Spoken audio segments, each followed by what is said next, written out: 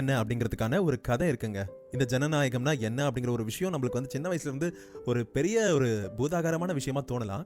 But ஆனா அது என்னன்னு கேட்டீங்கன்னா, ரொம்ப வருஷமா அடிமைப்பட்டு கிடந்த ஒரு நாடு. மக்கள் எழுச்சியால சுதந்திரம் அடைஞ்சது. அந்த நாட்டோட அதிபரா மக்கள் எழுச்சிக்கு காரணமா இருந்த தலைவனே தேர்ந்தெடுக்கப்பட்டாரு. கொஞ்ச காலம் போகுது. அவர் நிறைய திட்டங்களை கொண்டு வராரு. மக்கள் எல்லாரும் தன்னால சந்தோஷமா இருக்காங்கன்னு நினைக்கிறாரு. ஆனா அவர் கொண்டு வந்த திட்டத்தினால பாதிக்கப்பட்ட ஒரு அம்மா தன்னுடைய சின்ன மகளை கூட்டிக்கிட்டு வந்தாங்க. அந்த அதிபரோட வாசல்ல நின்னு கையில பதாகை ஏந்தி போராட ஆரம்பிச்சாங்க.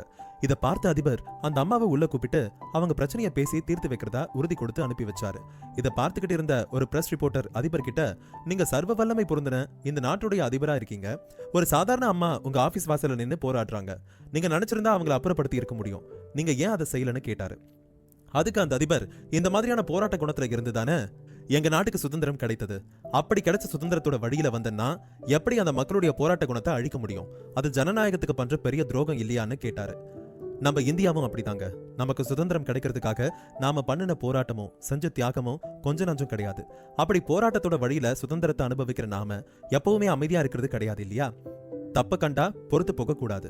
என்னைக்கு உங்க மனசாட்சிக்கு ஒரு விஷயம் தப்புன்னு தோணுதோ, இல்ல ஒரு விஷயத்து மேல சந்தேகம் வருதோ, அப்பவே அந்த விஷயத்த கேள்வி கேட்கிற உரிமையை நீங்க எடுத்துக்கணும். ஏன்னா இங்க யாருமே யாருக்குமே எந்த உரிமையும் கொடுக்க முடியாது. எல்லாமே உங்ககிட்ட தான் இருக்கு. அதை நீங்க உணரணும், அவ்வளவுதான். யாரும் உங்களுக்கு அந்த உரிமையை கொடுத்திருக்கிறேன், சுதந்திரம் கொடுத்திருக்கேன்னு சொல்ல முடியாது, சொல்லவும் கூடாது. ஏன்னா இங்க சுதந்திரம் என்கிறதோ உரிமை என்கிறதோ யாரும் யாருக்கும் கொடுக்கறது கிடையாது. இங்க எல்லாருக்கும் எல்லாமே இருக்கு. ஆனா அதுல ஒரு சில வரையறை இருக்கு. இப்ப என்னுடைய குடும்பமும் உங்களுடைய குடும்பம் சமூகமா இருக்கும்போது நம்மளோட உரிமை வேற. அதே தனிப்பட்ட குடும்பத்துக்குள்ள என்னோட உரிமை வேற. என்னோட குடும்பத்துக்குள்ள உங்களோட உரிமை வேற. அதே போல உங்களோட குடும்பத்துக்குள்ள என்னோட உரிமை வேற. உரிமைங்கிறது சமூக அமைப்பு பொறுத்து, சூழலை பொறுத்து மாறுதே தவிர உரிமை யாருக்கும் இல்லைன்னு யாராலையும் சொல்ல முடியாது.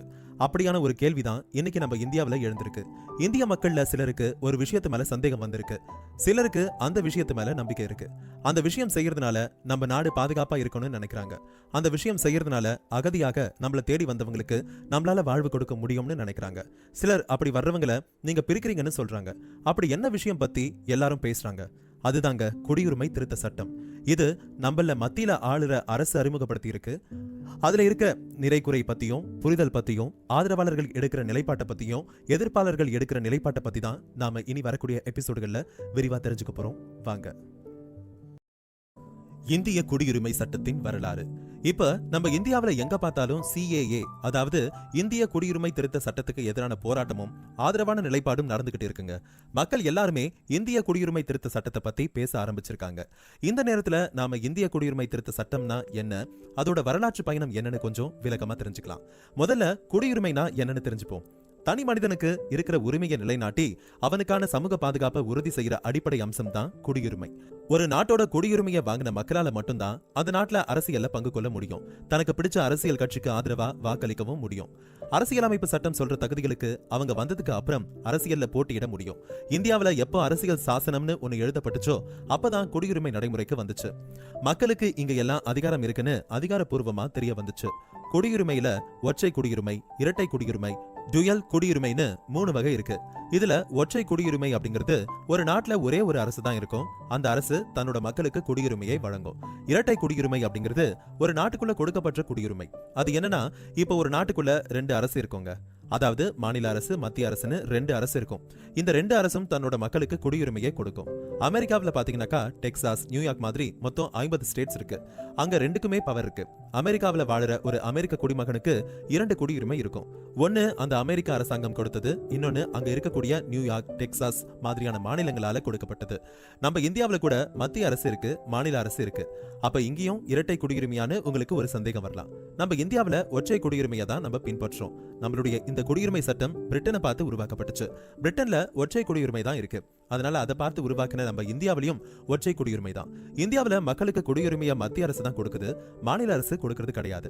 அதே மாதிரி டுயல் குடியுரிமை ஒன்னு சொன்னோம் இல்லையா, அதுதான் 2 நாட்டுக்கு இடையிலான குடியுரிமை. இப்போ நம்ம மக்களுக்கு குடியுரிமை கிடைச்ச கதையை பத்தி தெரிஞ்சுக்கலாம். இந்தியாவை ஆங்கிலேயர்கள் ஆட்சி செஞ்சுட்டு இருந்தப்ப அவங்க மட்டும்தான் அரசியல் அமைப்போட முழு பலனையும் அனுபவிச்சுட்டு இருந்தாங்க. நம்ம இந்தியர்களுக்கு எந்த விதமான உரிமையும் இல்லாம இருந்துச்சு. நாம இரண்டாம் தர குடிமக்கள் மாதிரி தான் நடத்தப்பட்டு இருந்திருக்கும். 2 ஆங்கிலேய அதிகாரிகள் வழங்கிய பரிந்துரையின் அடிப்படையில 1919 ஆண்டு இந்திய அரசியலமைப்பு சட்டம் பிரிட்டிஷ் பாராளுமன்றத்தில் நிறைவேற்றப்பட்டுச்சு. அதன்படி மாகாண கவுன்சில்கள் உருவாக்கப்பட்டுச்சு. இந்திய ஆட்சி அமைப்புல இந்தியர்களுக்கும் பங்கேற்கும் உரிமை வழங்கப்பட்டுச்சு. உரிமை வழங்கப்பட்டு இருந்தாலும் முடிவெடுக்கும் அதிகாரம் மாகாண கவுன்சிலர்களுக்கு முழுமையா வழங்கப்படல. இந்திய விடுதலை போராட்டம் உச்சத்துல இருந்த சமயம் 1935 ஆண்டு இந்திய அரசு சட்டத்தை பிரிட்டிஷ் அரசு நிறைவேற்றுச்சு. அதன்படி மாகாண கவுன்சில்களுக்கு கூடுதல் அதிகாரங்கள் வழங்கப்பட்டுச்சு. கல்வி, வேலைவாய்ப்பு மற்றும் சொத்துக்கள் கையாள்றது, இந்த மாதிரியான விஷயங்கள் இந்தியர்களுக்கு பல கட்டுப்பாடுகள் விதிக்கப்பட்டுச்சு. வாக்களிக்கும் வயதை எட்டிய இந்தியர்கள்ல ரொம்ப கம்மியான பங்கினருக்கு மட்டுமே தான் வாக்களிக்கும் உரிமை வழங்கப்பட்டுச்சு. அது மட்டும் இல்லங்க, குடிமக்களோட அடிப்படை உரிமை அப்படின்னு எதுவுமே அந்த சட்டத்துல குறிப்பிடல. அவங்கள பல இனம், மதம், தேசியம் மற்றும் சாதி அப்படின்னு பிரிஞ்சு கிடஞ்ச இந்தியாவை ஒரு தேசமா நினைக்கல. அதனாலதான் இந்தியர்களுக்கு குடியுரிமை வழங்குறத பத்தி அவங்க ஒருபோதும் யோசிக்கல. இந்தியாவில் பிரிட்டிஷ் ஆட்சி நீடிப்பதை ஏற்றுக்கொண்டவர்களையும் அதற்கு அடிபணிந்து நடப்பவர்களை மட்டுமே குடிமக்கள் அப்படின்னு ஆங்கிலேயர்கள் கருதினாங்க. ஆனா அந்த குடிமக்களுக்கும் சமமான உரிமையை அவங்க வழங்கல. இந்தியா சுதந்திரம் வாங்கின பிறகு இந்தியாவுக்கான அரசியல் சாசனத்தை எழுத அரசியல் சாசன அவைன்னு ஒன்னு உருவாக்கப்பட்டுச்சு. அப்பதான் இந்தியா பாகிஸ்தான் பிரிவினை நடந்துச்சு. கூட்டம் கூட்டமா மக்கள் 2 நாடுகளுக்கும் இடையில் அகதிகளா தெரிஞ்சாங்க. ஒரு கட்டத்துக்கு அப்புறம் பாகிஸ்தானுக்கு போனவங்க சிலர் மீண்டும் இந்தியாவுக்கே திரும்பி வந்தாங்க. நாட்டுல பல இடங்கள்ல மத கலவரங்கள் நடந்துச்சு. இப்படிப்பட்ட சூழ்நிலையில இந்திய அரசியல் சாசன சபையில குடியுரிமை பத்தி காரசாரமா விவாதம் நடந்துச்சு. இறுதியில குடியுரிமை தொடர்பான சட்டத்தை இயற்ற இந்தியா நாடாளுமன்றத்துக்கு அதிகாரத்தை வழங்கலாம் அப்படின்னு முடிவெடுக்கப்பட்டது. இந்திய அரசியல் சாசனம் நடைமுறைக்கு வந்தபோது ஒருவர் இந்தியாவில் பிறந்து இருந்தா அல்லது அவங்களுடைய பெற்றோர்கள் யாரேனும் ஒருத்தர் இந்தியாவில் பிறந்து இருந்தா அல்லது இந்திய அரசியல் சாசனம் நடைமுறைக்கு வர்றது 5 ஆண்டுகளுக்கு முன்னாடி இந்தியாவில் இருந்திருந்தாலும் அவங்க இந்திய குடிமக்களா கருதப்படுவாங்க அப்படின்னு முடிவெடுக்கப்பட்டுச்சு. அதன் மூலம் அப்ப இந்தியாவில் இருந்து எல்லா மக்களும் குடியுரிமை பெறதுக்கு வழிவகை செய்யப்பட்டுச்சு. பிரிவினையின் போது பாகிஸ்தான்ல இருந்து இந்தியாவுக்கு வந்தவர்கள் குறித்து கேள்வி எழுந்தது. பிரிவினையின் போது பாகிஸ்தானுக்கு குடியேறி அப்புறம் அங்கு இருந்து இந்தியா வந்த இஸ்லாமியர்களுக்கு குடியுரிமை வழங்கக்கூடாது அப்படின்ற கருத்தை முன்வைக்கப்பட்டுச்சு. அந்த கருத்தை அம்பேத்கரும் நேரும் கடுமையா எதிர்த்தாங்க. அவங்களுடைய கருத்தை வல்லபாய் பட்டேலும் ஆதரிச்சாரு. இறுதியா மதத்தின் அடிப்படையில் குடியுரிமை மறுக்கப்படக்கூடாதுன்னு அரசியல் சாசன சபை முடிவெடுத்தது. அதன் அடிப்படையில் 1948 ஆண்டு ஜூலை 19ஆம் தேதிக்கு முன்னாடி பாகிஸ்தான்ல இருந்து இந்தியாவில் குடியேறிய எல்லா மதத்தினருக்கும் இந்திய குடியுரிமை வழங்கப்படும் அப்படின்ற முடிவு எடுக்கப்பட்டுச்சு. அதன் பிறகு வந்தவர்கள் இந்திய குடிமக்களா பதிவு செஞ்சாங்க அப்படின்னா அவங்களுக்கு குடியுரிமை வழங்கப்படும் அப்படின்னும் இந்திய அரசியல் சாசன சபை முடிவெடுத்தது. அதன் மூலம் மதத்தின் அடிப்படையில் குடியுரிமை மறுக்கப்படுறத இந்திய அரசியல் சாசனத்தை வடிவமைச்ச நம் முன்னோர்கள் ஏற்றுக்கொள்ளவில்லை அப்படிங்கிறதும் உறுதியாகுது. இந்திய அரசியல் சாசனம் நடைமுறைக்கு வந்ததுக்கு அப்புறம் அந்த நேரத்தில் இந்தியாவில் குடியேறியவர்களுக்கு குடியுரிமை வழங்குறது தொடர்பான விஷயங்களை அரசியல் சாசன சபை வழங்கியிருந்தது. ஆனா அதன் பிறகு இந்தியாவில் குடியேறியவர்கள் மற்றும் குடியேறுபவர்களுக்கு குடியுரிமை வழங்குறது தொடர்பான எந்த விஷயங்களும் அதில் இடம்பெறல. பின்னாடி இது தொடர்பாக நாடாளுமன்றத்தில் சட்டம் இயற்ற அரசியல் சாசன சபை ஒப்புதல் வழங்கியது. அதனாலதான் இந்திய குடியுரிமையை வரையறுக்கும் குடியுரிமை சட்டம் 1955 ஆண்டில் நிறைவேற்றப்பட்டுச்சு. இந்திய குடியுரிமை சட்டத்தின்படி இந்தியாவில் பிறக்கும் எல்லாருக்கும் இந்திய குடிமக்களாக இந்தியாவில் பிறக்கும் எல்லாரும் இந்திய குடிமக்களா கருதப்படுவாங்க அப்படின்னு முடிவெடுக்கப்பட்டுச்சு. ஒருவேளை குழந்தை வெளிநாட்டுல பிறந்திருந்து அதன் தந்தை இந்திய குடிமகனா இருக்கிற பட்சத்துல அவங்களும் இந்திய குடியுரிமைக்கு தகுதியுடையவர்களா கருதப்பட்டாங்க. இதன்படி 1992 ஆண்டில் சட்டத்தில் திருத்தம் செய்யப்பட்டுச்சு. அதில் வெளிநாட்டில் பிறந்து இந்திய வம்சாவளியை சேர்ந்தவர்கள் இந்தியராக கருதப்படுவார்கள் அப்படின்ற ஒரு விஷயம் சரத்து சேர்க்கப்பட்டுச்சு. அதே போல இந்தியரை திருமணம் செய்து கொள்பவர்களுக்கும் இந்திய குடியுரிமை வழங்கப்படும் அப்படின்னும் இந்திய குடியுரிமை சட்டம் தெரிவிச்சது. எந்த வகையிலும் இந்தியாவுடன் தொடர்பில்லாத ஒருத்தர் இந்தியாவில் 11 ஆண்டுகள் இருந்தால் அவரும் இந்திய குடியுரிமைக்கு தகுதியுடையவராக பார்க்கப்பட்டார். ஒருவேளை அவர் மற்றொரு நாட்டின் குடியுரிமையையும் சேர்த்து பெற்றிருக்கும் பட்சத்தில் அவருடைய குடியுரிமை பறிக்கப்படும். வேற எந்த காரணத்துக்காகவும் அவருடைய குடியுரிமை பறிக்கப்படாது அப்படின்னு உறுதி செய்யப்பட்டுச்சு. அந்த நேரத்தில் எந்த இடத்திலும் தேசிய குடிமக்கள் பதிவேடு அப்படி இல்லைன்னா தேசிய மக்கள் தொகை பதிவேடு குறித்த எந்த ஒரு வழிகாட்டுதலும் இடம்பெறல. ஆனா அதற்கான தேவை ஏற்பட்டுச்சு. நம்ம இந்திய நாட்டினுடைய குடியுரிமையை வாங்கின மக்களுக்கு மட்டும்தான் இந்தியாவில் நிறைய நன்மைகள் இருக்கு. அவங்க கிட்ட ஜாதி, மதம், இனம், பால் அடிப்படையில எந்த பாகுபாடும் காட்டக்கூடாது. பொதுப்பணியில் எல்லாருக்கும் சமமான வாய்ப்புகள் கொடுக்கணும். பேச்சுரிமை, கூட்டும் உரிமை, சங்கம் அமைக்கிற உரிமை, சமத்துவ உரிமை உண்டு அப்படின்னு சொல்லியிருக்காங்க. இந்திய நாடு முழுசுமே எங்க போறதுக்கான உரிமையும் அவங்களுக்கு இருக்கு. இந்திய நாடு முழுவதும் எங்கும் செல்லும் உரிமை, இந்தியா முழுவதும் எங்கும் தொழில் செய்யும் உரிமை, தொழில் தொடங்க உரிமை. இவங்கள தாழ்த்தப்பட்டவங்க இருந்தாக்கா அவங்களுக்கு கல்வி மற்றும் கலாச்சார உரிமை, இந்த அத்தனை உரிமைகளும் நம்ம நாட்டோட குடியுரிமை பெற்றவர்களுக்கு மட்டும் தான் இருக்கு. அந்த உரிமைகளை பத்தி தான் சரத்து 15, 16, 19, 29, 30 பேசுது. இந்தியாவில் குடியுரிமை வாங்கின மக்கள் மட்டும்தான் இருக்காங்களான்னு பார்த்தா இல்ல, மற்ற நாடுகளை சேர்ந்த மக்களும் இருக்காங்க. அவங்க தொழிலுக்காகவோ, சுத்தி பார்க்கவோ, படிப்புக்காகவோ, ஏதோ ஒரு தேவைக்காகவோ நம்ம நாட்டில் வந்து தங்கி இருக்காங்க. இப்ப அவங்களுக்கு எதுவுமே இல்லையா அப்படின்னா, மேல சொன்ன சரத்துக்கள் தவிர்த்த மற்ற உரிமைகள் இருக்கு. இந்திய குடியுரிமை பெறாத மக்களுக்கு சில உரிமைகள் இருக்கு. ஆனா மேல சொன்ன சிறப்பு சரத்துக்களை அனுபவிக்கிற உரிமை நம்ம இந்திய குடிமக்கள் கிட்ட தான் இருக்கு. அதே போல வெளிநாட்டில் இருந்து வந்து இங்க தங்கி இருக்கிற மக்களை 2 வகையா பிரிக்கிறாங்க. ஒன்னு நமக்கு நட்பா இருக்கிற நாடுகள்ல இருந்து வந்த மக்கள், இன்னொன்னு நமக்கு எதிரியா இருக்கிற நாடுகள்ல இருந்து வந்த மக்கள். நட்பு நாடாக இருந்தாலும் சரி, எதிரி நாடாக இருந்தாலும் சரி, அதுக்காக அங்கிருந்து வர மக்களை வராதிங்கன்னு எந்த ஒரு அரசுக்கும் சொல்ல உரிமை கிடையாது. ஆனா அவங்க இங்க வந்து தங்கி இருக்கும் பட்சத்துல அவங்களால சில உரிமைகளை இந்த நாட்டுல அனுபவிக்க முடியாது. இப்போ இந்தியாவோட எதிரிய நாடுன்னு சொல்லப்படுற நாடுகள்ல இருந்து வந்து தங்கி இருக்கிற மக்கள் ஆர்டிகல் 22 அனுபவிக்க முடியாது. அதாவது தடுப்பு காவல்ல வைக்கிறதுக்கு எதிரியான பாதுகாப்பு, இந்த உரிமை நம்ம எதிரி நாட்டை சேர்ந்த மக்களுக்கு கிடையாது. ஒரு நாட்டில் இருக்கிற மக்களுடைய குடியுரிமை பத்தி பேசிட்டு இருக்க இந்த நேரத்துல இதுக்கு சம்பந்தமான ஒண்ணு இருக்குங்க. அது பேரு NRC. அதை பத்தியும் நம்ம தெரிஞ்சுக்கலாம். CAA பத்தி பேசும்பொழுது NRC பத்தி பேசாம இருக்க முடியாது இல்லையா? மாற்றான் படத்துல ஒட்டி வர 2 சூர்யா சார் மாதிரி தான் இந்த 2 திட்டமும். அதோட NRP அப்படின்னு சொல்லப்படுற ஒன்றும் இருக்கு. அதாவது தேசிய குடிமக்கள் பதிவேடு. நாம NRC புரிஞ்சுக்கிறதுக்கு முன்னாடி இதை பத்தி தெரிஞ்சுக்கணும். இந்த NRP பத்தி தெரிஞ்சுக்கிறதுக்கு முன்னாடி முதல்ல சென்செக்ஸ்னா என்னன்னு தெரிஞ்சுக்கணும். சென்சஸ்க்கும் NRPக்கும் இடையில என்ன வித்தியாசம் இருக்குன்னு தெரிஞ்சுக்கணும். இது எல்லாத்த பத்தியும் அடுத்து வரப்போற எபிசோட்ல நம்ம தொடர்ந்து கேட்கலாம். இணைஞ்சிருங்க. CAA NRC என்றால் என்ன? குடியுரிமை திருத்த சட்டத்துக்கு எதிராக நாடு முழுசும் பலவிதமான போராட்டங்கள் நடந்துட்டு இருக்கு. பல ஆதரவு குரல்களும் கேட்டுக்கிட்டு இருக்கு. மத்திய அரசு சார்பா முக்கிய பொறுப்புகள்ல இருக்கிற ஒரு அமைச்சர் இந்த சட்ட திருத்தத்தால ஒரு சிலர் சொல்ற மாதிரி முஸ்லிம்களுக்கு எந்த பாதிப்பும் இல்லைன்னு சொல்லியிருக்காங்க. அதுக்கு பின்னாடி இருக்கிற உண்மையை பத்தி நம்ம இப்ப தெரிஞ்சுக்கலாம். போன எபிசோட்ல 1947 ஆண்டு இந்தியாவில இருந்து வெள்ளையர்கள் வெளியே போய் துண்டு துண்டா இருந்த பல பகுதிகளை இணைச்சு இந்திய அரசு உருவாச்சு. அப்பொழுதைய தலைவர்கள் இந்திய அரசியலமைப்பு சட்டத்தை மிக கவனமா உருவாக்குனாங்க. மதம், சாதி, பொருளாதாரம், மொழி, இனம் அப்படின்னு பல வழிகளை பிரிஞ்சு கிடந்த தேசங்களை இந்திய அரசின் கீழே கூட்டமைப்பாக மாத்தினாங்க. முடியாட்சி கால வழக்கங்கள் ஒழிக்கப்பட்டு ஒரு குடிமகனை அரசு எந்த பேதமும் இன்றி அணுகும் அப்படின்னு சொல்லி சட்டங்கள் இயற்றப்பட்டுச்சு. இந்தியா மத சார்பற்ற நாடாக பிறந்தது. 70 ஆண்டுகளில் நடைமுறைகளில் மாற்றங்கள் இருந்திருக்கலாம். ஆனா அரசியலமைப்பின்படி இந்தியா மிகவும் வலுவான மதசார்பற்ற நாடாகவே இருக்கு. இந்திய அரசியலமைப்பு படி இந்தியாவின் ஒவ்வொரு குடிமகனும் சமம் அப்படிங்கிறதே கொள்கை. அப்படி ஒவ்வொரு குடிமகனையும் சமமா நினைக்கும் பொழுது அந்த குடிமக்களுடைய வாழ்க்கை தரத்தை உயர்த்த வேண்டிய பொறுப்பு அந்த அரசுக்கு இருக்கு. அதுக்காக அரசு பல 5 ஆண்டு திட்டங்கள் உருவாக்குனாங்க. பல நல்ல கொள்கைகளை வகுத்தாங்க. ஆனா அப்படி கொள்கைகளை வகுக்கவும் பல நலத்திட்ட உதவிகள் செய்யவும் அவங்களுக்கு சில தகவல்கள் தேவைப்பட்டுச்சு. அது என்னன்னா, இங்க எவ்வளவு மக்கள் இருக்காங்க, அவங்க எந்தெந்த மாதிரி இருக்காங்க அப்படின்னு தெரிஞ்சுக்க கண்டுபிடிச்ச வழிதான் சென்செக்ஸ். ஆனா சிலர் இந்த சென்செக்ஸையும் NBRஐயும் குழப்பிக்கிறாங்க. சென்சஸ்னு சொல்லப்படுற மக்கள் தொகை கணக்கெடுப்பு, NBRன்னு சொல்லப்படுறது தேசிய குடிமக்கள் பதிவேடு. இது ரெண்டுத்துக்கும் பல வேறுபாடுகள் இருக்குங்க. 2020 ஆண்டுல மத்திய அரசு 2 முக்கிய பணிகளை செய்ய இருந்துச்சு. அதுல மக்கள் தொகை கணக்கெடுப்பையும் NBR அப்படின்னு சொல்லப்படக்கூடிய தேசிய மக்கள் பதிவேடு பணிகளுமா இருக்கு. இந்த 2 பணிகளும் நாடு முழுசும் வீடு வீடா நடத்தப்பட இருந்துச்சு. ஆனா இந்த 2 விஷயங்களுக்கு இடையே பல குழப்பங்கள் ஏற்பட்டுச்சு. 2 முறைகளும் ஒன்றுதான், ரெண்டும் NRCயோட தொடர்புடையது அப்படின்லாம் பேசப்பட்டு வந்துச்சு. ஆனா உண்மையில இந்த 2 பணிகளும் வேற வேற, அதோட நோக்கங்களும் வேற வேற. NBR அப்படிங்கிறது தேசிய குடிமக்கள் பதிவேடு. இதுல குடியுரிமை சட்டம் 1955க்கு அப்புறம் குடியுரிமை விதிகள் 2003 கீழே கிராமம், துணை நகரம், துணை மாவட்டம், மாவட்டம், மாநிலம், தேசிய அளவில் மக்கள் தொகை பதிவேடு குறித்து கணக்கெடுப்பும் அடையாள அட்டையும் வழங்கும் பணிகளும் நடைபெறும் அப்படின்னு சொல்லப்பட்டுச்சு.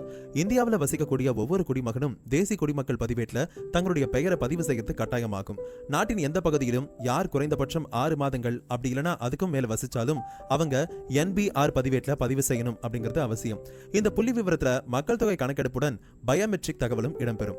தேசிய மக்கள் தொகை பதிவேட்டின்படி நாடு முழுசும் 2020 ஆண்டு ஏப்ரல் 1ஆம் தேதி முதல் செப்டம்பர் 30ஆம் தேதி வரை ஒவ்வொருத்தர் வீட்லயும் கணக்கெடுப்பு நடத்தப்படும். அசாம் மாநிலத்துல NRC செயல்முறைப்படுத்தப்பட்டதனால அங்கு நடைபெறாது. தேசிய மக்கள் தொகை பதிவேடு கடந்த 2010 ஆண்டு முன்னாள் பிரதமர் ஆட்சியில தொடங்கப்பட்டுச்சு. அப்போ மக்கள் தொகை கணக்கெடுப்பு பணிகளும் நடந்துச்சு. அதன் பின்னாடி 2015 ஆண்டு இதில் இருக்கக்கூடிய தகவல்கள் எல்லாமே புதுப்பிக்கப்பட்டு டிஜிட்டல் மயமாக்கப்பட்டுச்சு. இப்போ இந்த பணிகள் மறுபடியும் நடக்க இருக்கு.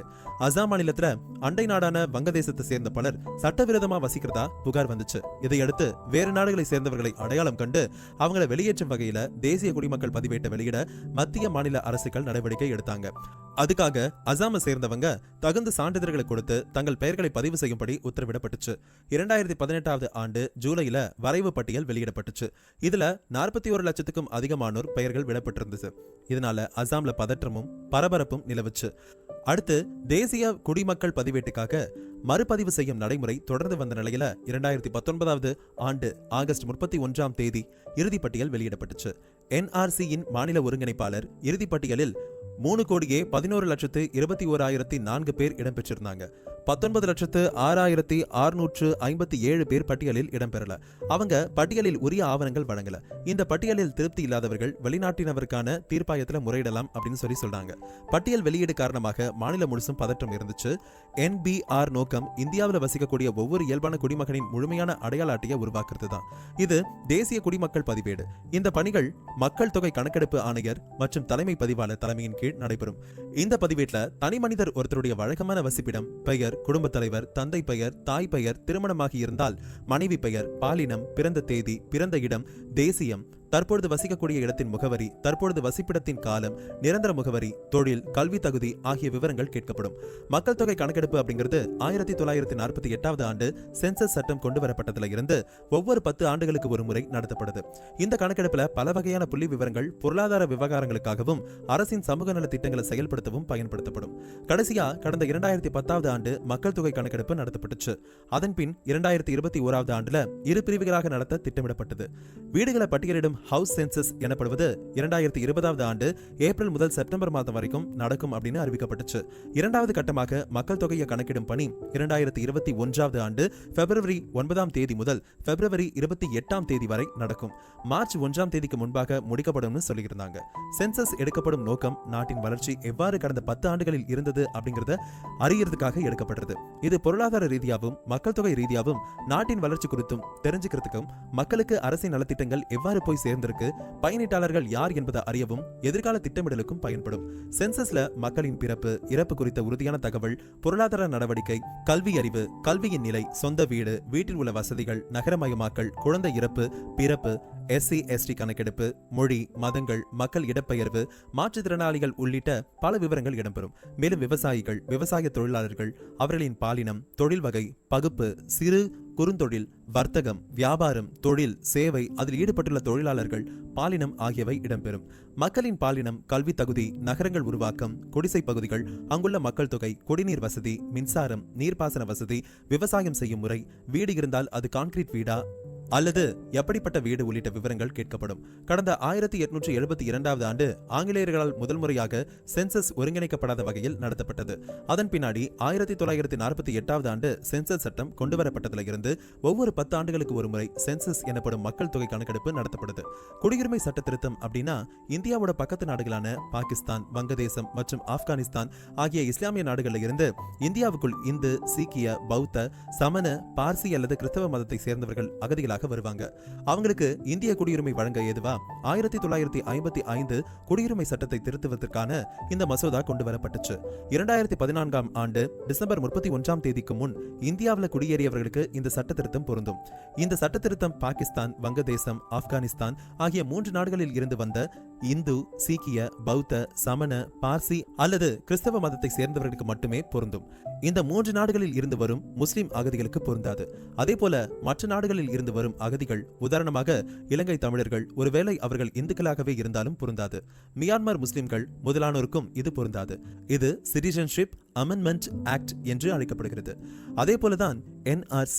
இது அண்டை நாடுகளில் இருந்து வந்த அகதிகளுக்கு மட்டுமான பிரச்சனை தானே அப்படின்னு சொல்லி ஒரு எண்ணம் வரலாம். இருந்தாலும் இத அசாம்ல கணக்கெடுக்கப்பட்ட தேசிய குடிமக்கள் பதிவேட்டோட இணைச்சு பார்க்க வேண்டியது இருக்கிறதா எதிர்ப்பவங்க சொல்றாங்க. தேசிய குடிமக்கள் பதிவேடு அப்படிங்கிறது நேஷனல் ரெஜிஸ்டர் ஆஃப் சிட்டிசன்ஸ் அப்படின்னு சொல்லி அழைக்கப்படுது. இது சுருக்கமா NRC அப்படின்னு சொல்லி அழைக்கிறாங்க. NRC அப்படின்னு சொல்லக்கூடிய தேசிய குடிமக்கள் பதிவேடு அசாம் மாநிலத்தில் உள்ள சட்டவிரோத குடியேறிகளை கண்டறிவதற்காக உருவாக்கப்பட்டுச்சு. நடந்துச்சு. தற்பொழுது இந்த கணக்கெடுப்புகள் முடிவடைந்து ஏறத்தாழ 19 லட்சம் மக்கள் குடியுரிமையற்றவர்களாக அறிவிக்கப்பட்டாங்க. இவர்களுள் ஏறத்தாழ 7 லட்சம் பேர் முஸ்லிம்கள். மற்ற மதப்பிரிவுகளைச் சேர்ந்தவர்களுக்கு குடியுரிமை அளிக்கப்படும் என குடியுரிமை சட்ட திருத்தம் உறுதியளிக்கிறதுனால இந்த 7 லட்சம் முஸ்லிம்களும் மத்திய அரசு புதிதாக கட்டி வரும் தடுப்பு மையங்கள்ல அடைக்கப்படுவாங்க. இதுக்காக நாடு முழுவதும் போராட்டங்கள் எழுந்துள்ள நிலையில இந்திய முஸ்லிம்களுக்கு ஆபத்து இல்லை என மத்திய அரசு தற்பொழுது வலியுறுத்தி வந்தாலும் கடந்த சில வாரங்களுக்கு முன்பு அமைச்சர் ஒருத்தர் வரும் 2024 ஆண்டு நாடாளுமன்ற தேர்தல்களுக்குள் நாடு முழுவதும் தேசிய குடிமக்கள் பதிவேடு NRC அமல்படுத்தப்படும் அப்படின்னு சொல்லி அறிவிச்சாரு. தேசிய குடிமக்கள் பதிவேட்டை அமல்படுத்துவதற்காக மத்திய அரசு நாடு முழுசுமே தேசிய மக்கள் தொகை பதிவேடு கணக்கெடுக்கப்பட்டு வருது. தேசிய மக்கள் தொகை பதிவேடு அப்படிங்கிறது நேஷனல் பாப்புலேஷன் ரெஜிஸ்டர் என்று அழைக்கப்படுகிறது. சுருக்கமாக NPR. 1971 ஆண்டு மார்ச் 24ஆம் தேதி பாகிஸ்தானிடமிருந்து வங்காளதேசம் சுதந்திரம் பெற்ற தனி நாடாச்சு. அதன் பின்னாடி வங்காளதேசத்தின் எல்லைக்கு அருகில அமைஞ்சிருந்தது அசாம். வங்காளதேசத்துல இருந்து முறையற்ற வகையில அதிக எண்ணிக்கையிலானவர்கள் அசாம்ல குடியேற ஆரம்பிச்சாங்க. இதனால முறையற்ற குடியேற்றத்தை தடுக்க தான் இது வந்துச்சு. 2003 ஆண்டு அன்றைய பிரதமர் வாஜ்பாய் தேசிய மக்கள் தொகை பதிவேடு NPR என்பதை குடியுரிமை சட்டத்தில் இணைச்சு திருத்தம் மேற்கொண்டார். அதன்படி சட்டவிரோத குடியேறி என்ற புதிய பதம் அரசியலமைப்பில் சேர்த்துக் கொள்ளப்பட்டுச்சு. தேசிய மக்கள் தொகை பதிவேடு NPR கணக்கெடுப்புல மத்திய அரசு ஒவ்வொரு வீடா சென்று குடிமக்களின் தகவல்களை சேகரிக்கும். இது இந்திய குடிமக்களுக்கான தேசிய பதிவேடு என்று பதிவு செய்யப்பட்டுச்சு. இது பத்தி வரக்கூடிய அச்சம் பத்தி அடுத்த எபிசோட்ல தொடர்ந்து தெரிஞ்சுக்கலாம். அசாமில் நடந்தது என்ன? 2024 ஆண்டுக்கான நாடாளுமன்ற தேர்தல் ஏப்ரல் அல்லது மே மாதங்களில் நடைபெறும் அப்படிங்கிற நிலையில ஆளும் மத்திய அரசின் தேர்தல் வாக்குறுதிகளில் ஒன்றான குடியுரிமை திருத்த சட்டம் சிட்டிசன் அமெண்ட்மெண்ட் ஆக்ட் CAA நாடு முழுவதும் அமலுக்கு வந்துள்ளது. இது குறித்து அறிவிக்கையையும் மத்திய அரசின் அரசிதழில் வெளியிட்டிருக்கு. 2024 மக்களவை தேர்தலுக்கு முன்பாக குடியுரிமை திருத்த சட்டம் கட்டாயம் அமல்படுத்தப்படும் அப்படின்னு மத்திய அமைச்சர் ஒருவர் சமீபத்தில் தெரிவிச்சிருந்தாரு. அதன்படி மசோதா நிறைவேற்றப்பட்டு 4 ஆண்டுகள் கழித்து குடியுரிமை திருத்த சட்டத்தை மத்திய அரசு அமல்படுத்தி மீண்டும் நாடு முழுசும் எதிர்ப்பு கிளம்பியிருக்கு. குடியுரிமை சட்ட திருத்தம் CAA, தேசிய குடிமக்கள் பதிவேடு NRC, தேசிய குடிமக்கள் தொகை பதிவேடு NPR ஆகியவை ஒரே நேர்கோட்டில் குடியுரிமை என்ற அம்சத்தின் கீழ் வருகின்றன அப்படின்னு சொல்லி அதை எதிர்க்கிறவங்க சொல்றாங்க. அது மட்டும் இல்லாம ஊரக பதிவேட்டில் அரசு அதிகாரிகளின் குடியுரிமை கோரும் நிலைக்கு சாதாரண குடிமக்கள் தள்ளப்படுவாங்க. இந்தியாவில் பட்டியல் சாதி மக்களும் பழங்குடி மக்களும் அரசு அதிகாரிகளிடம் சாதி சான்றிதழ் பெறுவதற்காக எவ்வளவு அலைகிறாங்க அப்படிங்கிறது எல்லாரும் தெரிஞ்ச ஒரு விஷயம்தான். முஸ்லீம் அல்லாத மற்ற மதங்களை சேர்ந்தவர்களுக்கு எளிதில் குடியுரிமை கிடைக்கும். குடியுரிமை வழங்கப்படாத முஸ்லிம்கள் தங்களை நிரூபித்துக் கொள்ள நேரிடும். நிரூபிக்கவில்லை எனில் தடுப்பு முகாம்களில் அடைபட வேண்டிய சூழல் ஏற்படும். இந்தியா போன்ற நாட்டில் பொருளாதாரம் மிகவும் மோசமடைந்து வருது. வேலையில்லா திண்டாட்டம் அதிக அளவில் வளர்ந்து கொண்டிருக்கிறது. இந்த சூழல்ல தடுப்பு முகாம்கள்ல அடைக்கப்பட்டவங்களுக்கு பணி என்று எதையும் அளிக்க முடியாது. அது மட்டும் இல்லாம பின்னடைவில் இருக்கும் பொருளாதார சூழலில் அவங்களுக்காக அடிப்படை தேவைகளையும் நிறைவேற்ற முடியாது. ஆக இது நேரடியாக எதில் சென்று முடியும் அப்படிங்கறத எளிதா நம்ம யூகிக்கலாம். 2014 ஆண்டு தேர்தலில் வெற்றி பெற்ற அரசு பதவி ஏற்ற உடனே RSS கிளை அமைப்பின் தலைவர் 2021 ஆண்டு டிசம்பர் 31க்குள் இந்தியா முழுசும் இருக்கக்கூடிய முஸ்லிம்களையும் கிறிஸ்தவர்களையும் துடை தெரிவோம் அப்படின்னு சொல்லி பேசினாரு. அது உண்மையாக்கும் முயற்சியாவே இந்த சட்ட திருத்தமும் கணக்கெடுப்பும் பார்க்கப்படுது அப்படின்னு சொல்லப்படுது. ஹிட்லர் செய்ததை பாராட்டி இந்தியாவிலும் அதை அமல்படுத்த வேண்டும் அப்படின்னு சொல்லி எண்ணினார் கோல்வால்கர். அவரின் அமைப்பின் வழி வந்த சீடர்கள் அதை நடைமுறையுள்ளதாக்கியதாகவே அவங்க கருத வேண்டியிருக்கு அப்படின்னு சொல்றாங்க. ஒரு வித்தியாசம் தான். ஹிட்லர் இன தூய்மை அப்படின்னு சொல்லி அடிப்படையில் அதை மேற்கொண்டார். இன்னைக்கு இங்க அண்டை நாட்டு சிறுபான்மை மத அகதிகளின் வாழ்க்கை அப்படின்னு மனிதாபிமான அடிப்படையில் இதை மேற்கொள்றாங்க. கடந்த 2019 ஆண்டு டிசம்பர் 11 குடியுரிமை திருத்த சட்ட மசோதா நாடாளுமன்றத்தில் நிறைவேற்றப்பட்டுச்சு. இந்த சட்டத்துக்கு குடியரசுத் தலைவர் மறுநாளே ஒப்புதல் அளிச்சாரு. அதன் பின்னாடி 2020 ஆண்டே இந்த சட்டம் அமலுக்கு வர்றதா இருந்துச்சு. ஆனா கடும் எதிர்ப்பு கிளம்பியதை அடுத்து தற்பொழுது அமல்படுத்தியிருக்காங்க. ஆனா தேசிய குடிமக்கள் பதிவேடு national register of citizens NRC அப்படிங்கிறது அசாம் மாநிலத்தோட மட்டுமே தொடர்புடையது. அசாமின் பாரம்பரிய அடையாளங்களை பாதுகாப்பதற்கான உச்சநீதிமன்ற உத்தரவின்படி இது கொண்டு வரப்பட்டிருக்கு. இருந்தாலும் தேசிய குடிமக்கள் பதிவேட்டை அமல்படுத்துவதற்காக மத்திய அரசு நாடு முழுசும் தேசிய மக்கள் தொகை பதிவேடு கணக்கெடுப்பை தொடங்கியிருக்கு. ஆக குடியுரிமை திருத்த சட்டம் CAA, தேசிய மக்கள் தொகை பதிவேடு NPR ஆகிய மூன்றும் குடியுரிமை என்ற அம்சத்தின் கீழ் ஒரே தொடர்பில் வருது அப்படின்னு எதிர்க்கிறவங்க சொல்றாங்க.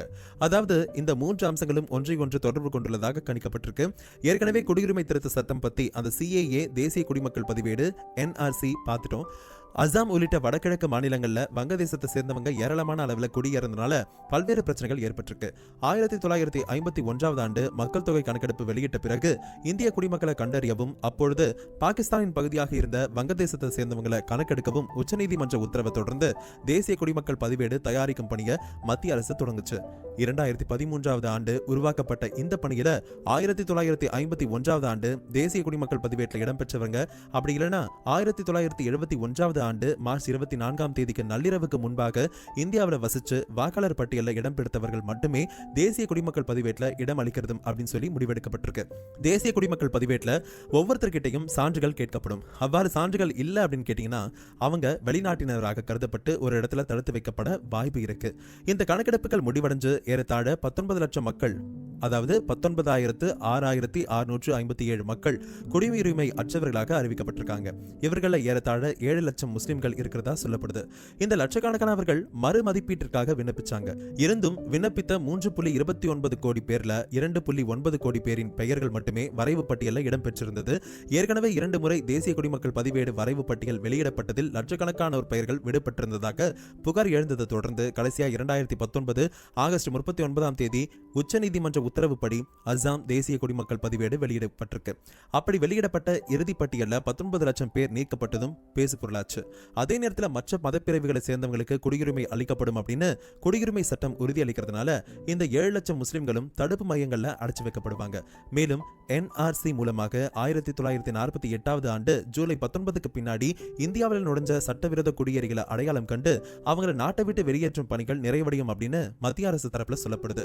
மேற்கண்ட குடியுரிமை திருத்த சட்டம் மற்றும் தேசிய குடிமக்கள் பதிவேட்டில் 2 முக்கியமான அம்சங்கள் இடம்பெற்றிருக்கு என்பதை பத்தி நம்ம கவனத்தில் கொள்ளணும்.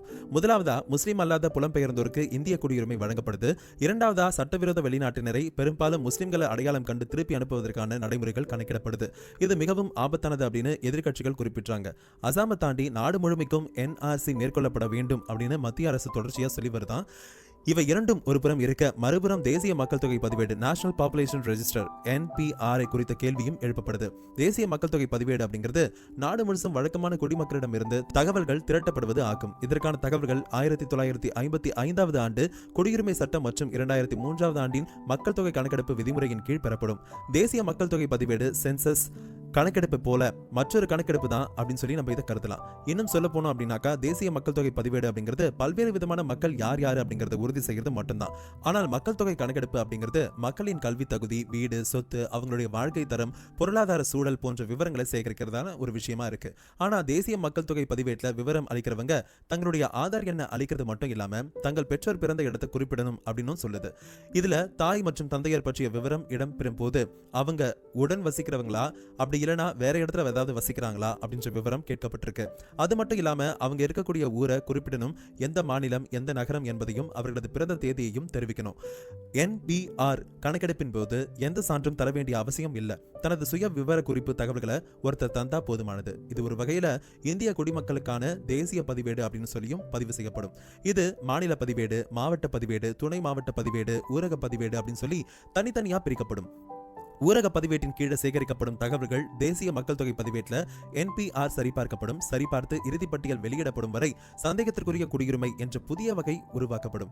இந்த புதிய வகையினர் இறுதிப்பட்டியலில் தங்களை இணைச்சு கொள்ள தாங்கள் இந்திய குடிமக்கள் தான் அப்படின்னு சொல்லி நிரூபிக்கணும். மேற்கண்ட 3 அம்சங்களையும் மக்கள் பற்றியும் அவங்களுடைய குடியிருப்புகள் பற்றியும் விவரங்கள் சேகரிக்கப்படுவது கவனிக்கத்தக்கது. ஆக தற்பொழுது அமல்படுத்தப்பட்டிருக்கும் குடியுரிமை திருத்த சட்டத்துக்கு மூல ஆதாரமாக தேசிய குடிமக்கள் பதிவேடும் தேசிய மக்கள் தொகை பதிவேடும் இருக்கிறதா எதிர்க்கட்சிகள் குற்றம் சாட்டு. இந்த சட்டம் மாநிலங்களில் அமல்படுத்தப்பட்டா அங்கு வாழக்கூடிய முஸ்லிம்களுக்கும் பிரச்சனை ஏற்படும் என்பதாலேயே சில மாநில முதல்வர்கள் அதற்கு எதிர்ப்பு தெரிவிக்கிறாங்க. குறிப்பா இந்தியாவில் குடிபெயர்ந்து வாழ்ந்து வரும் முஸ்லிம்களை மட்டும் தனிமைப்படுத்தி இந்த சட்டம் ஒதுக்குவதா அவங்க குறிப்பிட்டாங்க. 1935 ஆண்டு ஜெர்மனில 2வது பெரிய நகரமான நியூரம்பெர்க்ல நாஜி கட்சியின் ஆண்டு விழா கொண்டாடப்பட்டுச்சு. ஜெர்மனியின் தூய ரத்தத்தை பாதுகாக்க புதிய சட்டங்களை அமல்படுத்தியது ஹிட்லரின் அரசு. அதன்படி ஜெர்மன் ரத்தத்தையும் கௌரவத்தையும் பாதுகாக்க ஜெர்மானியர்களுக்கும் அவங்களுக்கு இணையான சமூகங்களை சேர்ந்தவங்களுக்கு மட்டுமே குடியுரிமை வழங்கப்படும் அப்படின்னும், ஜெர்மானியர்கள் அல்லாத சமூகங்களாக யூத, ஜிப்சி, ரோமானிய சமூகங்கள் குடியுரிமை அற்றவர்கள் அப்படின்னும் அறிவிக்கப்பட்டுச்சு. ஒரு அமைப்பின் இரண்டாவது தலைவரான மறைந்த தலைவர் வாழ்க்கை வரலாறு ஒரு புத்தகத்துல இடம்பெற்றிருந்தது.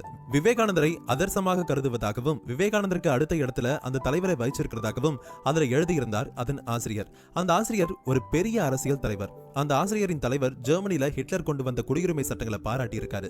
அதோடு மட்டும் இல்லாமல் ஒரே வார்த்தையில சொல்ல வேண்டும் என்றால், முஸ்லிம்கள் வெளிநாட்டவராக கருதப்படணும் அல்லது அவங்க இந்தியாவில் வாழ விரும்பினாங்க அப்படின்னா இந்து தேசத்துக்கு கட்டுப்பட்டவர்களாக, எந்த சிறப்புரிமையும் கோராதவர்களாக, சாதாரண குடியுரிமை கூட இல்லாதவர்களாக இருந்து கொள்ளட்டும் அப்படின்னு சொல்லி இருக்காரு. ஹிட்லரை பாராட்டிய அந்த தலைவரை ஆதர்சமாக கருதும் இடத்துல குடியுரிமை திருத்த சட்டம் நாடாளுமன்றத்தின் இரு அவைகளிலும் நிறைவேற்றியிருக்கிறது. நாடு முழுவதும் மக்கள் பெரும் போராட்டங்களில் ஈடுபட வைக்கிறாங்க. நாட்டின் தலைநகர் டெல்லியில இணைய வசதி முடக்கப்பட்டிருக்கு. எதிர்ப்புகள் எழுந்து கொண்டே இருக்குது. மத்திய அமைச்சர் ஒருத்தர் இந்த சட்ட திருத்தத்தால முஸ்லிம்களுக்கு எந்த பாதிப்பும் இல்லை அப்படின்னு சொல்லி விளக்கி வராரு. தமிழ்நாட்டில் கூட சில கட்சிகள் அந்த சட்டத்துக்கு வழிமொழிந்து இருக்கிறதா சொல்றாங்க. ஹிட்லரின் நியூரம்பர்க் சட்டம் யூத சமூகத்தை குறிவச்சு ஜெர்மனியர்கள் கிட்டமிருந்து பிரிச்சுது. இந்த குடியுரிமை சட்ட திருத்தம் அண்டை நாட்டு அகதிகளில் முஸ்லிம் அல்லாதோருக்கு குடியுரிமை வழங்குவது, இதை ஒப்பிடுவதே தவறு அப்படின்னு சொல்லி கருதலாம். இருந்தாலும் ஹிட்லரின் சட்டமும் இந்த சட்டமும் ஒரு அரசு தன் குடிமக்களை மத அடிப்படையில் பார்க்குது. அரசின் முன் நிற்கும் ஒரு தனி மனிதன் தன் மத நம்பிக்கையின் அடிப்படையில் தான் வணங்கும் கடவுள் யார் என்ற அடிப்படையில் பார்க்கப்படுகிறான். இது இந்திய அரசியலமைப்பு மீதான தாக்குதல் என்பதோடு அந்த ஹிட்லரை ரசிக்கும் தலைவரின் கனவை நிறைவேற்றுவதற்கு அவரின் சீடர்கள் போடும் அடித்தளம் என்றே எதிர்க்கட்சியினரும் சமூக செயற்பாட்டாளர்களும் கடுமையா விமர்சிக்கிறாங்க. சட்டம் சொல்வது என்ன? இந்தியாவின் 9 மாநிலங்களில் 13 மாநிலங்களில் குடியுரிமை திருத்த சட்ட நடைமுறைகள் 3 ஆண்டுகளுக்கு முன்பே அமலாகி விட்டாச்சு. குஜராத், ராஜஸ்தான், சத்தீஸ்கர், ஹரியானா, பஞ்சாப், டெல்லி, மகாராஷ்டிரா, மத்திய பிரதேசம் மற்றும் உத்தரப்பிரதேசம் ஆகிய மாநிலங்களில் இந்த 13 மாவட்டங்கள் இருக்கின்றன. குடியுரிமை திருத்த சட்டம் குறிப்பிடும் 3 நாடுகளில் இருந்து வந்தவர்கள் இங்கு அதிகம் வசிக்கிறார்கள். அவர்களுக்கு குடியுரிமை தரும் அதிகாரம் இதன் மூலம் மாவட்ட கலெக்டர்களுக்கு தரப்பட்டது. இங்கெல்லாம் 1414 பேருக்கு இதன் மூலம் குடியுரிமை தரப்பட்டிருக்கிறது. இன்னொரு பக்கம் இந்த குடியுரிமை திருத்த சட்டம் சில பகுதிகளில் அமல்படுத்தப்படாது என்றே அரசு அறிவித்திருந்தது. குடிமக்களால் நிர்வாகம் செய்யப்படும் அசாம், மேகாலயா, மிசோரம் மற்றும் திரிபுரா மாநிலங்களில் மலைப்பகுதிகளில் வேறு யாருக்கும் நிலங்கள் வாங்க உரிமை இல்லை. இங்கெல்லாம் பழங்குடிகளை தாண்டி வெளிநாடுகளில் இருந்து வந்தவர்கள் வசித்தாலும் அவர்களுக்கு குடியுரிமை பெறுவதற்கு தகுதி கிடையாது. இதே போல அருணாச்சல பிரதேசம், மிசோரம், நாகாலாந்து, மணிப்பூர், லட்சத்தீவுகள், அது மட்டும் இல்லாம இமாச்சல பிரதேசத்தின் சில பகுதிகளுக்கு இந்தியர்களே சென்று வருவது அப்படின்னு சொன்னா கூட இன்னர் லைன் பெர்மிட் அப்படின்னு சொல்லக்கூடிய அனுமதி அவங்க வாங்கணும். வெளிநாடு போக விசா வாங்குற மாதிரி பழங்குடிகள் வசிக்கும் பகுதிகளுக்கு மற்றவர்கள் சென்று வர இப்படி பெர்மிட் வாங்கும் நடைமுறை பிரிட்டிஷ் காலத்துல இருந்தே இருக்கு. இப்படி பெர்மிட் வாங்கினால் மட்டுமே செல்ல முடியும் என்றிருக்கும் பகுதிகளிலும் வெளிநாட்டினர் குடியேறி இந்திய குடியுரிமை வாங்க முடியாது. இதன் மூலம் இந்த பகுதிகள் எல்லாவற்றுக்கும் குடியுரிமை திருத்த சட்டத்திலிருந்து விலக்கு அளிக்கப்பட்டுள்ளது. குடியுரிமை திருத்த சட்டம் வந்தபோதே அது கடுமையாக எதிர்த்தும் திரும்ப பெற கோரியும் பல மாநில சட்டமன்றங்களில் தீர்மானங்கள் நிறைவேற்றப்பட்டன. இப்போதும் கூட குடியுரிமை திருத்த சட்டத்தை அமல்படுத்த மாட்டோம் என தமிழ்நாடு, கேரளா, மேற்கு வங்காளம் போன்ற மாநிலங்கள் அறிவித்துள்ளன. இந்திய அரசியலமைப்பு சட்டத்தின் 7வது அட்டவணைப்படி குடியுரிமை என்ற விஷயம் மத்திய அரசின் அதிகாரத்தின் கீழ் வருது. குடியுரிமை தொடர்பாக சட்டம் இயற்றும் அதிகாரம் நாடாளுமன்றத்துக்கே இருக்கு. அப்படி இருக்கும்போது குடியுரிமை திருத்த சட்டம் சட்டப்படி செல்லுபடி ஆக கூடியதா என்பது பற்றிய வழக்கு ஒன்று உச்சநீதிமன்றத்தில் நிலுவையில் இருக்கு. சட்டம் வந்து 2020 ஆண்டே இந்திய யூனியன் முஸ்லிம் லீக் கட்சி இந்த வழக்கை போட்டிருக்காங்க. அதன் பின் சில அரசியல்வாதிகளும் வழக்கு தொடுத்தாங்க. சில அரசியல் கட்சிகளும் இதுக்கு வழக்கு போட்டாங்க. இப்படி போடப்பட்ட சுமார் 200 வழக்குகளை ஒன்றாக்கி உச்சநீதிமன்றம் விசாரிச்சாங்க. 2022 அக்டோபர்ல அப்பொழுதைய தலைமை நீதிபதி லலித் ஓய்வு பெற்ற பிறகு இந்த வழக்க நீண்ட காலமா விசாரிக்கப்படல. கடந்த 1955 ஆண்டு இயற்றப்பட்ட குடியுரிமை சட்டத்துல 11 ஆண்டுகளுக்கு மேலாக இந்தியாவில் வசிக்கும் வெளிநாட்டவருக்கு இந்திய குடியுரிமை வழங்கலாம் அப்படின்னு சொன்னாங்க. ஆனா 6 ஆண்டுகள் இந்தியாவில் இருந்தாலே குடியுரிமை வழங்க ஏதுவாக சட்டத்தில் திருத்தம் கொண்டு வந்தது மத்திய அரசு. குறிப்பாக 2014 ஆண்டுக்கு முன்பு பாகிஸ்தான், ஆப்கானிஸ்தான், வங்கதேச நாடுகளில் மத அடிப்படையில் இன்னல்களை எதிர்கொண்டவர்களுக்கே குடியுரிமை என விதிமுறை வகுக்கப்பட்டது. அதிலும் இந்து, சீக்கிய, புத்த, சமண, பார்சி, கிறிஸ்தவ சமூகங்களை சேர்ந்தவர்கள் உரிய ஆவணங்கள் இல்லை என்றாலும் அவர்கள் குடியுரிமை பெற தகுதியானவர்கள்.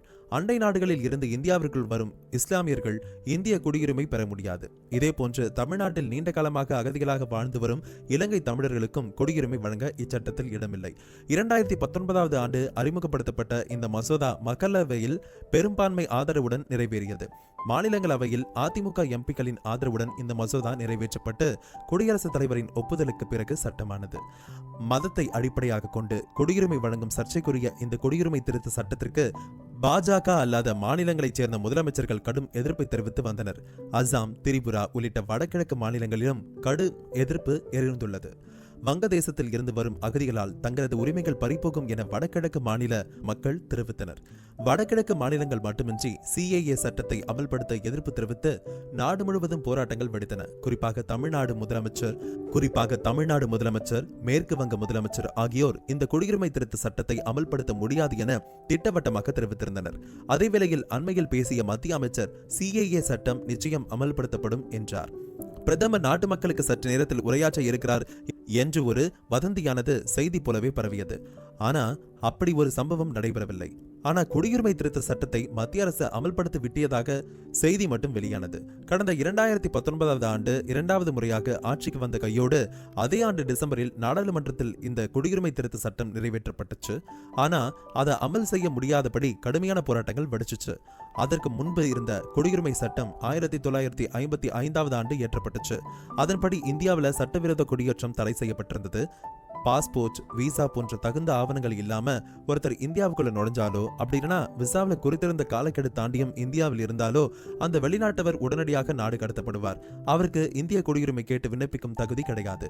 அதே சமயத்தில் சட்டப்படி இந்தியாவில் குடியேறி குறைந்தது 11 ஆண்டுகள் வசித்த ஒருவர் குடியுரிமை கோரி விண்ணப்பிக்கலாம். தகுந்த ஆவணங்கள் இருந்தால் அவர்களுக்கு குடியுரிமை வழங்கப்படும். இதிலும் கூட குறிப்பிட்ட மதத்தினருக்கே குடியுரிமை என்று விதி வகுக்கப்படவில்லை. ஆனால் இஸ்லாமியர்களை ஒதுக்கிவிட்டு குடியுரிமை திருத்த சட்டம் கொண்டு வந்ததை பலரும் எதிர்த்தனர்.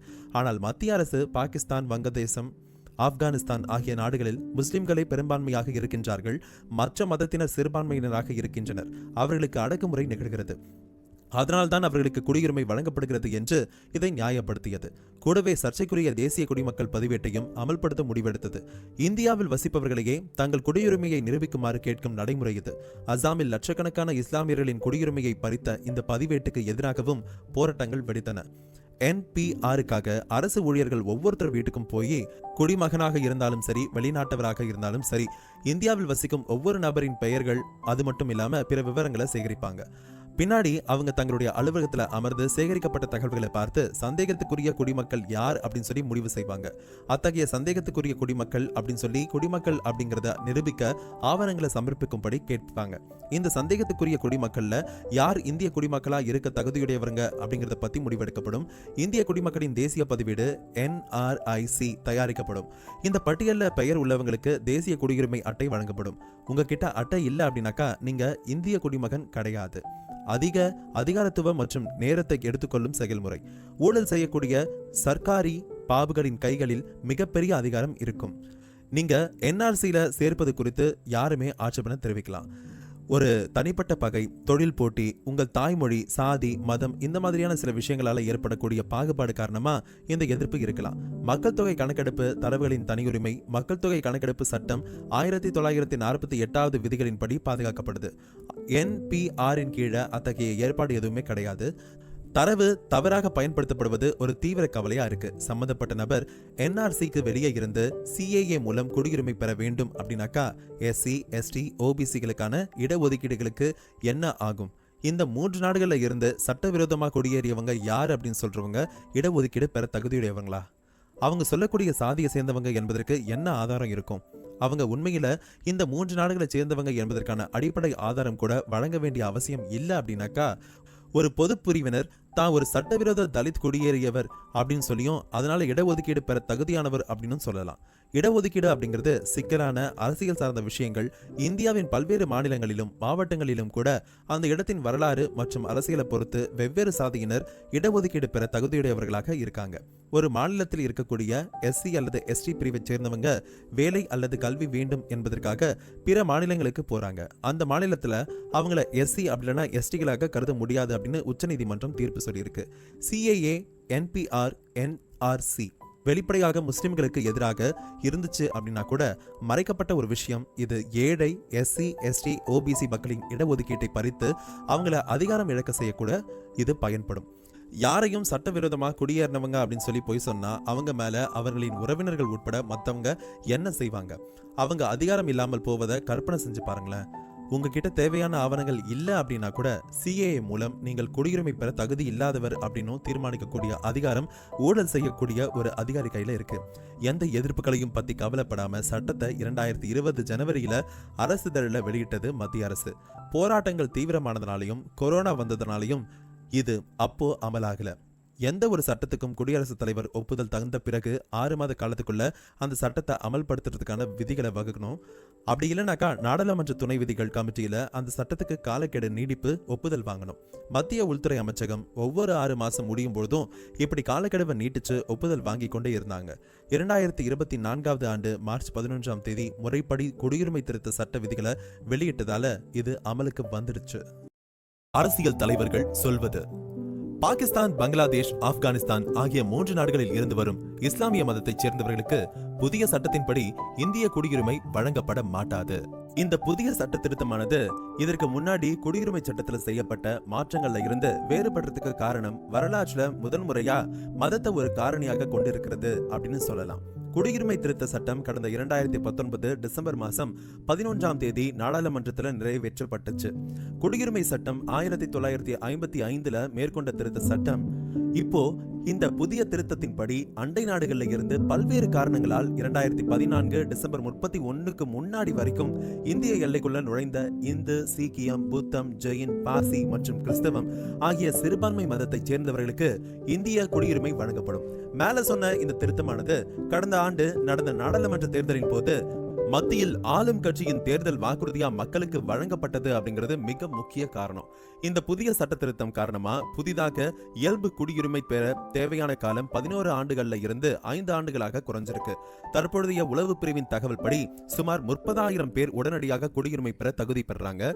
குடியுரிமை திருத்த சட்டத்தின் மூலம் பாகிஸ்தான், வங்கதேசம், ஆப்கானிஸ்தான் உள்ளிட்ட நாடுகள்ல இருந்து 2014 டிசம்பர் 31 தேதிக்கு முன்னாடி இந்தியாவுக்குள்ள நுழைஞ்ச முஸ்லிம் அல்லாத மத பிரிவினர் சட்டவிரோத குடியுரிமைகளாக கருதப்பட மாட்டாங்க. அது மட்டும் இல்லாம இந்திய குடியுரிமை பெறவும் வழிவகை செய்கிறது. கடந்த வருடத்தின் இறுதியில கொல்கத்தாவில் நடைபெற்ற ஒரு பேரணியில் உரையாற்றிய மத்திய அமைச்சர், குடியுரிமை திருத்த சட்டம் சிஏஏ சிட்டிசன்ஷிப் அமெண்ட்மெண்ட் ஆக்ட் அப்படிங்கிறது நாட்டோட சட்டம். இந்த சட்டத்தை எதிர்கட்சிகள் எதிர்க்கிறாங்க. ஆனா குடியுரிமை திருத்த சட்டத்தை மத்திய அரசு அமல்படுத்தும். அதை அமல்படுத்துறத யாராலும் தடுக்க முடியாது அப்படின்னு சொன்னாரு. இந்த நாட்டுல, அதாவது இன்னைக்கு நாடு முழுசுமே குடியுரிமை திருத்த சட்டம் அமலாகி இருக்கதா மத்திய அரசு அறிவிச்சிருக்காங்க. நாடாளுமன்ற தேர்தலுக்கு இன்னும் சில நாட்களே இருக்கக்கூடிய நிலையில இது தொடர்பான அறிவிப்பு அரசிதழில் அதிகாரப்பூர்வமா வெளியிடப்பட்டும் இருக்கு. சர்ச்சைக்குரிய குடியுரிமை சட்ட திருத்த மசோதா 2019 ஆண்டு மக்களவையில நீண்ட விவாதத்துக்கு பின்னாடி நிறைவேற்றப்பட்டுச்சு.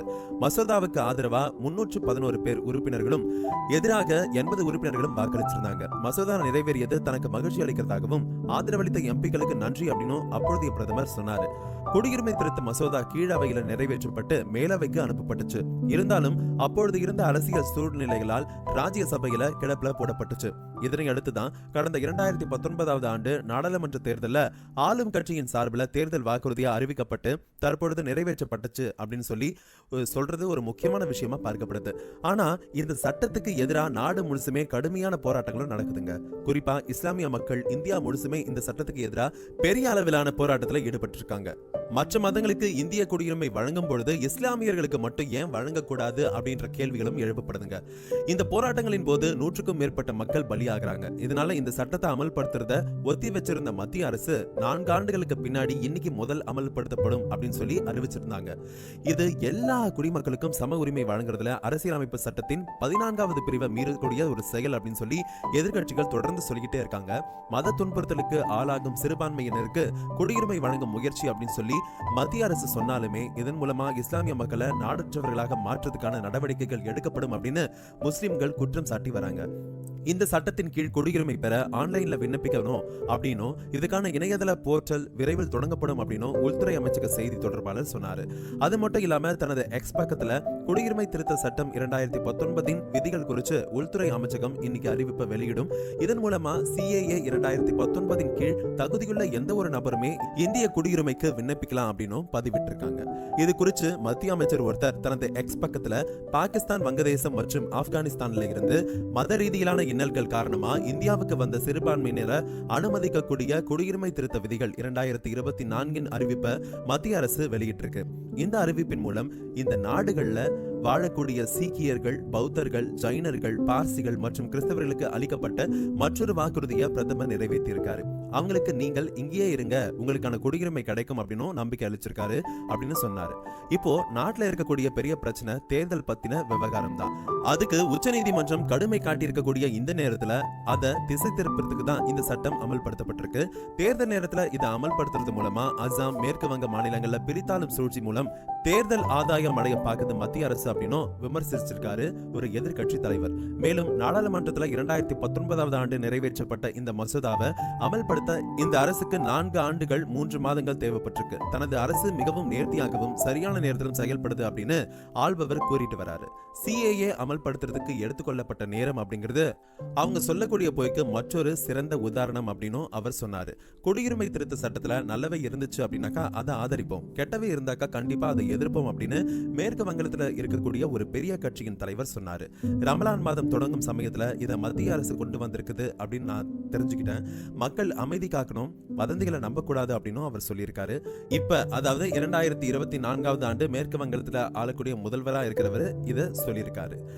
இப்போ இது தொடர்பா தனது எக்ஸ் பக்கத்துல பதிவிட்டிருக்கக்கூடிய நம்ம தமிழக முதலமைச்சர் குடியுரிமை அப்படின்ற மனிதநேய கொள்கையை மதம் இனத்தால் வேறுபடுத்தும் பிளவுவாத கொள்கையாக மாற்றியது ஒன்றிய மத்திய அரசு. இஸ்லாமிய மதத்தவரையும் இலங்கை தமிழரையும் வஞ்சிக்கக்கூடிய CAA சட்டத்தை இயற்றியது ஒன்றிய மத்திய அரசு. அதனை எங்கள் கட்சி மற்றும் ஜனநாயக சக்திகள் கடுமையாக நாடாளுமன்றத்தில் எதிர்த்தாங்க. ஆனா மத்திய அரசின் கூட்டணி கட்சிகள் ஆதரிச்சு வாக்களிச்சதுனால தான் அந்த சட்டம் நிறைவேறுச்சு. மக்கள் எதிர்ப்பு காரணமா அந்த சட்டத்தை இதனால் வரையிலும் அமல்படுத்தாம வச்சிருந்தது மத்திய அரசு. நாங்க ஆட்சி பொறுப்பேற்ற பிறகு கடந்த 2021 ஆண்டு செப்டம்பர் 8ஆம் நாள் இந்திய நாட்டின் ஒற்றுமையையும் மத நல்லிணக்கத்தையும் போற்றி பாதுகாக்கவும், அரசியலமைப்பு சட்டத்தில் குறிப்பிட்டிருக்கக்கூடிய மத சார்பின்மை கோட்டினை நிலைநிறுத்தவும் இந்திய குடியுரிமை திருத்த சட்டம் 2019 ரத்து செய்திட மத்திய அரசை வலியுறுத்துவோம். அது தொடர்பா தமிழ்நாடு சட்டமன்றத்தில் தனி தீர்மானத்தை நிறைவேற்றுவோம். இப்போ தேர்தலில் தனது அனைத்து அஸ்திரங்களும் எடுபடாமல் போன நிலையில குடியுரிமை திருத்த சட்டத்தை அமல்படுத்துறது மூலமா கரையேற முயற்சிக்குது மத்தியில் ஆளும் வர்க்கம். தேர்தல் நேரத்துல மக்கள் உணர்ச்சிகளை சீண்டி அரசியல் ஆதாயம் அடைய பார்க்குது. அமைதிமிகு இந்தியாவில பிளவுமிகு சட்டத்தை கொண்டு வந்த ஆளும் அரசையும் அந்த சட்டத்துக்கு ஆதரவா வாக்களிச்ச எதிர்கட்சிகளுக்கும் மக்கள் தக்கம் பாடம் புகட்டுவாங்க அப்படின்னு சொல்லியும் பதிவிட்டு இருக்காரு. இந்த சட்டங்களை நிறைவேற்றுறதுனால நாடு முழுசுமே ஆயிரக்கணக்கான மக்கள் துயரப்பட போறாங்க. உயர்மட்டத்துல இருந்து சாதாரண குமஸ்தாக்கள், போலீஸ் கான்ஸ்டபிள்கள் வரை கூட மிகப்பெரிய அதிகாரம் அரசாங்கத்துல கைகள்ல குவிக்கப்படும். தேவையான ஆவணங்கள் இல்லாததுனால கோடிக்கணக்கான மக்கள், குடிமக்கள் அல்லாதவர்கள் இந்தியாவில் தொடர்ந்து வாழ அனுமதிக்கப்படலாம். எல்லா அடிப்படை உரிமைகளையும் இழந்து வாக்களிக்கும் உரிமை இல்லாம இருக்கலாம். இது ஜனநாயகத்தை கொள்ளக்கூடிய முயற்சி. ஏழைகளின் உரிமையை மறுக்கிறது, அவங்க கிட்ட இருந்து அதிகாரம் பறிக்கப்படுவது நல்லது கிடையாது. அப்போதான் ஏழைகளின் நலன்களை பற்றி கவலைப்படாத அரசுகள் தேர்ந்தெடுக்கப்படும். ஜனநாயகம் இருக்கக்கூடிய சமூகங்கள்ல பஞ்சம் ஏற்படாது என்ற அவரோட கோட்பாட்டிற்காக அமர்தியா சென் நோபல் பரிசு பெற்றாரு. தேர்ந்தெடுக்கப்பட்ட அரசாங்கங்கள் சாமானிய மக்களின் தேவைகளுக்கு இணங்குது. ஏன்னு கேட்டீங்கன்னா அவங்கள ஆட்சியில இருந்து வெளியேற்றக்கூடிய வலிமை அவங்க கிட்ட இருக்குது அப்படிங்கறதுனாலதான். அதனால வறட்சியின் பொழுது பஞ்சம் ஏற்படாமல் இருக்க இந்த அரசு நடவடிக்கை எடுக்குது. இந்தியாவில முதல் 9 பில்லியனர்களின் செல்வம் கீழ்மட்ட 50% மக்கள் தொகைக்கு சமமா இருக்கிறதுனால உலக அளவுல பொருளாதார சமத்துவமின்மையின் மிக உயர்ந்த விகிதங்கள்ல ஒன்றா இந்தியா இருக்கு. ஏழைகளை விகிதாச்சாரமாக பாதிக்கக்கூடிய NRC செயல்முறை இந்திய ஏழைகளை மேலும் ஏழையாக்கும். குடிமக்கள் அல்லாதவர்களுக்கு அரசு மருத்துவமனைகள் மற்றும் கிளினிக்குகள்ல இலவச சிகிச்சை அளிக்கப்படாவிட்டா இது பொதுமக்களுக்கு தொற்று நோய்களின் பரவலை அதிகரிக்கும். பொருளாதாரத்தில் சரிவு ஏற்படும். மக்கள் நோயில் வறுமையில் இருக்கும் பொழுது என்ன செய்ய முடியும்? இப்போ அதிக சுமை இருக்கக்கூடிய நீதிமன்றங்கள் மேலும் வழக்குகளால் மூழ்கடிக்கப்படும். ஏன்னு கேட்டீங்கன்னா சட்டவிரோதமா குடியேறியவர்கள் அப்படின்னு சொல்லி நீதித்துறை வெளிநாட்டுல இருந்து தீர்ப்பாயங்களிலிருந்து கருதப்படும் கோடிக்கணக்கான மக்கள் உயர் நீதிமன்றங்கள்ல வழக்குகளை தாக்கல் செய்யலாம். அது மட்டும் இல்லாம உச்ச நீதிமன்றத்துல மேல்முறையீடும் செய்யலாம். குற்ற செயல்கள் அதிகரிப்பு மற்றும் சட்டத்தின் மேல் இருக்கக்கூடிய நம்பிக்கையும் குறையும். மனிதனின் கடைசி நம்பிக்கை நீதித்துறை தான். பாதுகாப்பு அச்சுறுத்தல்களுக்கு வழிவகுக்கும். CAA காரணமாக அண்டை நாடுகள்ல இருந்து இந்தியாவுக்குள்ள பெரிய அளவிலான ஊடுருவல் ஏற்படலாம். சிலர் இந்த சட்டங்களை 1935 ஆண்டு ஜெர்மனியில இயற்றிய நுரம்பர்க் சட்டங்களுடன் ஒப்பிட்டு யூதர்களின் குடியுரிமையை பறித்ததோடு இழிவுபடுத்தப்பட்ட யூதர்கள், குடியுரிமை பறிக்கப்பட்ட யூத இன மக்கள் இனப்படுகொலையும் செய்யப்பட்டாங்க. அந்த நிகழ்வுக்கு வழிவகுக்கும் அப்படின்னு எச்சரிச்சிருக்காங்க. யூத மக்களை வதை முகாம்களுக்கு அழைச்சிட்டு போய் இறுதியா எரிவாயு அறைகளில் கொன்னாங்க. 6 பில்லியன் யூதர்கள் திட்டமிட்ட முறையில நாஜிகளால் கொல்லப்பட்டாங்க. நாஜிகள் யூதர்களுக்கு எதிராக படுகொலை நடத்திய பொழுது ஒரு இந்து அமைப்பின் அப்பொழுதைய தலைவர் அதை இனப்பெருமையின் மிக உயர்ந்த வடிவம் அப்படின்னு சொன்னாரு.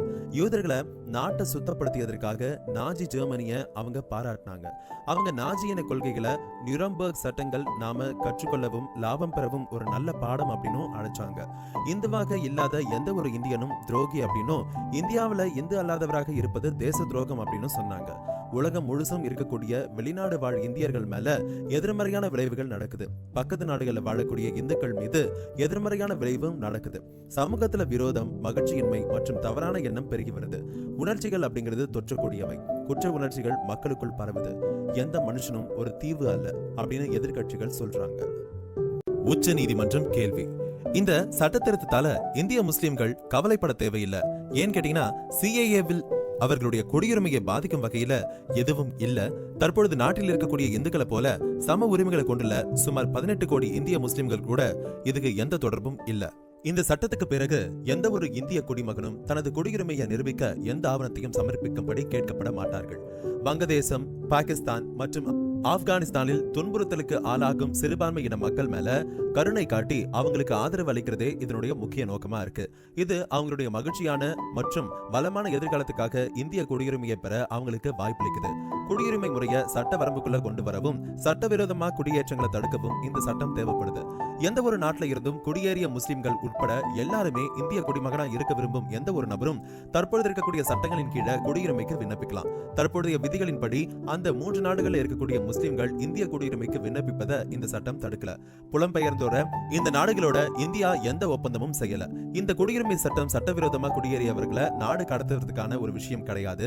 அதனால சிஏஏ முஸ்லிம் சிறுபான்மையினருக்கு எதிரானது அப்படின்ற கருத்தும் முற்றிலும் தவறா இருக்கு. முஸ்லிம்களுக்கு குடியுரிமை பெற தடை கண்டிப்பா இந்தியாவில் இல்ல. குடியுரிமை சட்டத்தின் 6வது பிரிவின் கீழே இந்திய குடியுரிமையை பெற உலகில எந்த ஒரு நாட்டு முஸ்லிம்களுக்கும் எந்த தடையும் கிடையாது. சிட்டிசன்ஷிப் அமெண்ட்மெண்ட் ஆக்ட் சட்ட திருத்தத்தால இந்திய முஸ்லிம்கள் கவலைப்பட தேவையே கிடையாதுங்க. ஏன்னு கேட்டீங்கன்னா, சிஏஏவில் அவங்களுடைய குடியுரிமையை பாதிக்கக்கூடிய வகையில எதுவுமே கிடையாது. சமீபத்தில் அமலுக்கு வந்த குடியுரிமை திருத்த சட்டம் குறித்த பல கருத்துக்கள் நாடு முழுசுமே பரப்பப்பட்டு வருது. இத பலர் வரவேற்றிருக்கக்கூடிய நிலையில பலர் இதை குறை கூறி வராங்க. இதனால இந்தியாவில் இருக்கக்கூடிய முஸ்லிம்களின் உரிமைகள் பறிக்கப்படும் அப்படின்ற கருத்தும் பலர்கிட்டையும் இருக்கு. ஆனா இது முற்றிலும் தவறான கருத்தா இருக்குங்க. இந்த சட்ட திருத்தம் இந்திய முஸ்லிம்கள் தங்கள் உரிமைகளை அனுபவிக்கக்கூடிய சுதந்திரத்தையும் வாய்ப்பையும் குறைக்காது. அவங்க மற்ற மதங்களை சேர்ந்த மற்ற இந்திய குடிமக்களை போலவே சுதந்திரம் பெற்றதுல இருந்து இருக்கிற மாதிரியே வழக்கமான உரிமையோட இருப்பாங்க. இது முற்றிலும் பிற நாடுகள்ல இருந்து இந்தியா வரும் அகதிகளுக்கான சட்ட திருத்தமா இருக்கு. குடியுரிமை திருத்த சட்டம் சிட்டிசன்ஷிப் அமெண்ட்மெண்ட் ஆக்ட் ஆப்கானிஸ்தான், வங்கதேசம் அப்படி இல்லைன்னா பாகிஸ்தான்ல மத அடிப்படையில துன்புறுத்தப்பட்டு 2014 ஆண்டு டிசம்பர் 31 அன்னைக்கு, அப்படி இல்லைன்னா அதுக்கு முன்னாடி இந்தியாவுக்குள்ள நுழைஞ்ச அகதிகளுக்கு விண்ணப்பிப்பதற்கான காலத்துக்குரிய ஒரு கால தகுதியை 11 ஆண்டுகள்ல இருந்து 5 ஆண்டுகளா குறைச்சிருக்குன்னு சொல்லலாம்.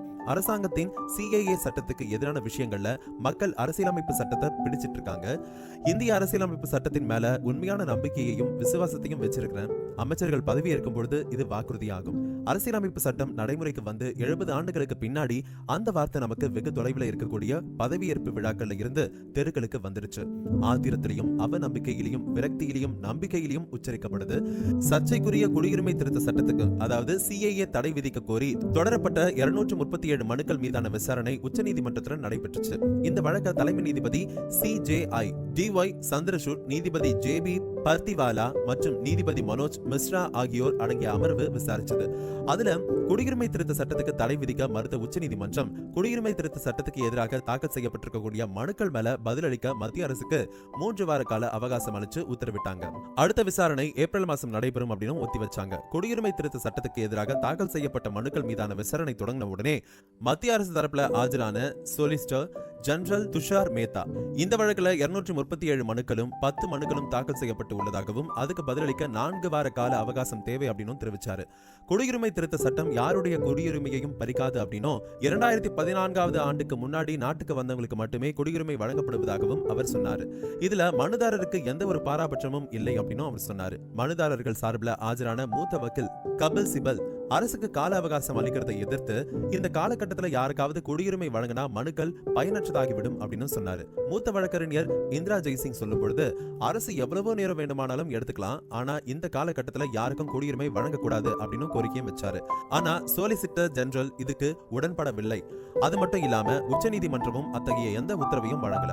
குடியுரிமை திருத்த சட்டம் மதத்தின் அடிப்படையில் முஸ்லிம்களுக்கு எதிராக பாகுபாடு காட்டுவதாகவும், இது அரசியலமைப்பின் 14வது பிரிவின் கீழே சமத்துவத்திற்கான உரிமையை மீறுவதாகவும் குடியுரிமை திருத்த சட்டத்துக்கு எதிராக தாக்கல் செய்யப்பட்ட மனுக்கள்ல கூறப்பட்டிருக்கு. இது பாரபட்சமானது. இதன் மூலமா முஸ்லிம்களின் குடியுரிமையை பறிக்கக்கூடிய சதி நடக்கிறதா மனுதாரர்கள் தெரிவிச்சிருக்காங்க. அது மட்டும் இல்லாம கடந்த 2019 ஆண்டு அறிமுகப்படுத்தப்பட்ட குடியுரிமை திருத்த சட்டம் 4 ஆண்டுகள் கழிச்சு லோக்சபா தேர்தலுக்கு முன்னாடி இந்த சட்டத்தை அமல்படுத்த காரணம் என்ன அப்படின்ற ஒரு கேள்வியும் எழுந்திருக்கு. குடியுரிமை திருத்த சட்டம் குறித்து எதிர்க்கட்சிகள் எழுப்பக்கூடிய கேள்விகளை நிராகரித்த மத்திய அரசு, குடியுரிமை திருத்த சட்டம் அப்படிங்கிறது குடியுரிமை வழங்குறதுக்கான சட்டம், அதை பறிக்கிறதுக்காக அல்ல அப்படின்னு சொல்லி சொன்னாங்க. இந்த சட்டம் மூலம் இந்திய குடிமக்களின் குடியுரிமை அவங்களுடைய ஜனநாயகம் மற்றும் மதசார்பற்ற உரிமைகளை எந்த வகையிலும் பாதிக்காது. அதனால இந்த மனுக்களை தள்ளுபடி செய்யணும் அப்படின்னு சொல்லி மத்திய அரசு கேட்டுக்கிட்டாங்க. திருத்தப்பட்ட குடியுரிமை சட்டத்துக்கு எதிராக இந்தியா முழுசுமே ஆர்ப்பாட்டங்கள் நடந்துச்சு. அப்போ வன்முறையை வெடிக்கலாம் அப்படின்னு உத்தரப்பிரதேசத்துல 144 தடை உத்தரவு பிறப்பிக்கப்பட்டிருந்தது. போராட்டங்களுக்கு அனுமதி வழங்கப்படல அப்படின்னு சொல்லி உத்தரப்பிரதேச காவல்துறை தெரிவிச்சது. பெற்றோர்களும் தங்கள் குழந்தைகளுக்கு அறிவுரை வழங்குமாறு கேட்டுக்கொள்ளப்பட்டாங்க அப்படின்னு சொல்லி டிஜிபி தனது ட்விட்டர்ல தெரிவிச்சிருந்தாரு. மங்களூர்ல 2 நாள் 144 தடை உத்தரவு பிறப்பிக்கப்பட்டிருந்தது. குடியுரிமை திருத்த சட்டத்துக்கு ஆதரவாகவும் எதிராகவும் அடுத்தடுத்து நடைபெறக்கூடிய போராட்டங்களை தொடர்ந்து இந்த உத்தரவும் பிறப்பிக்கப்பட்டிருந்தது.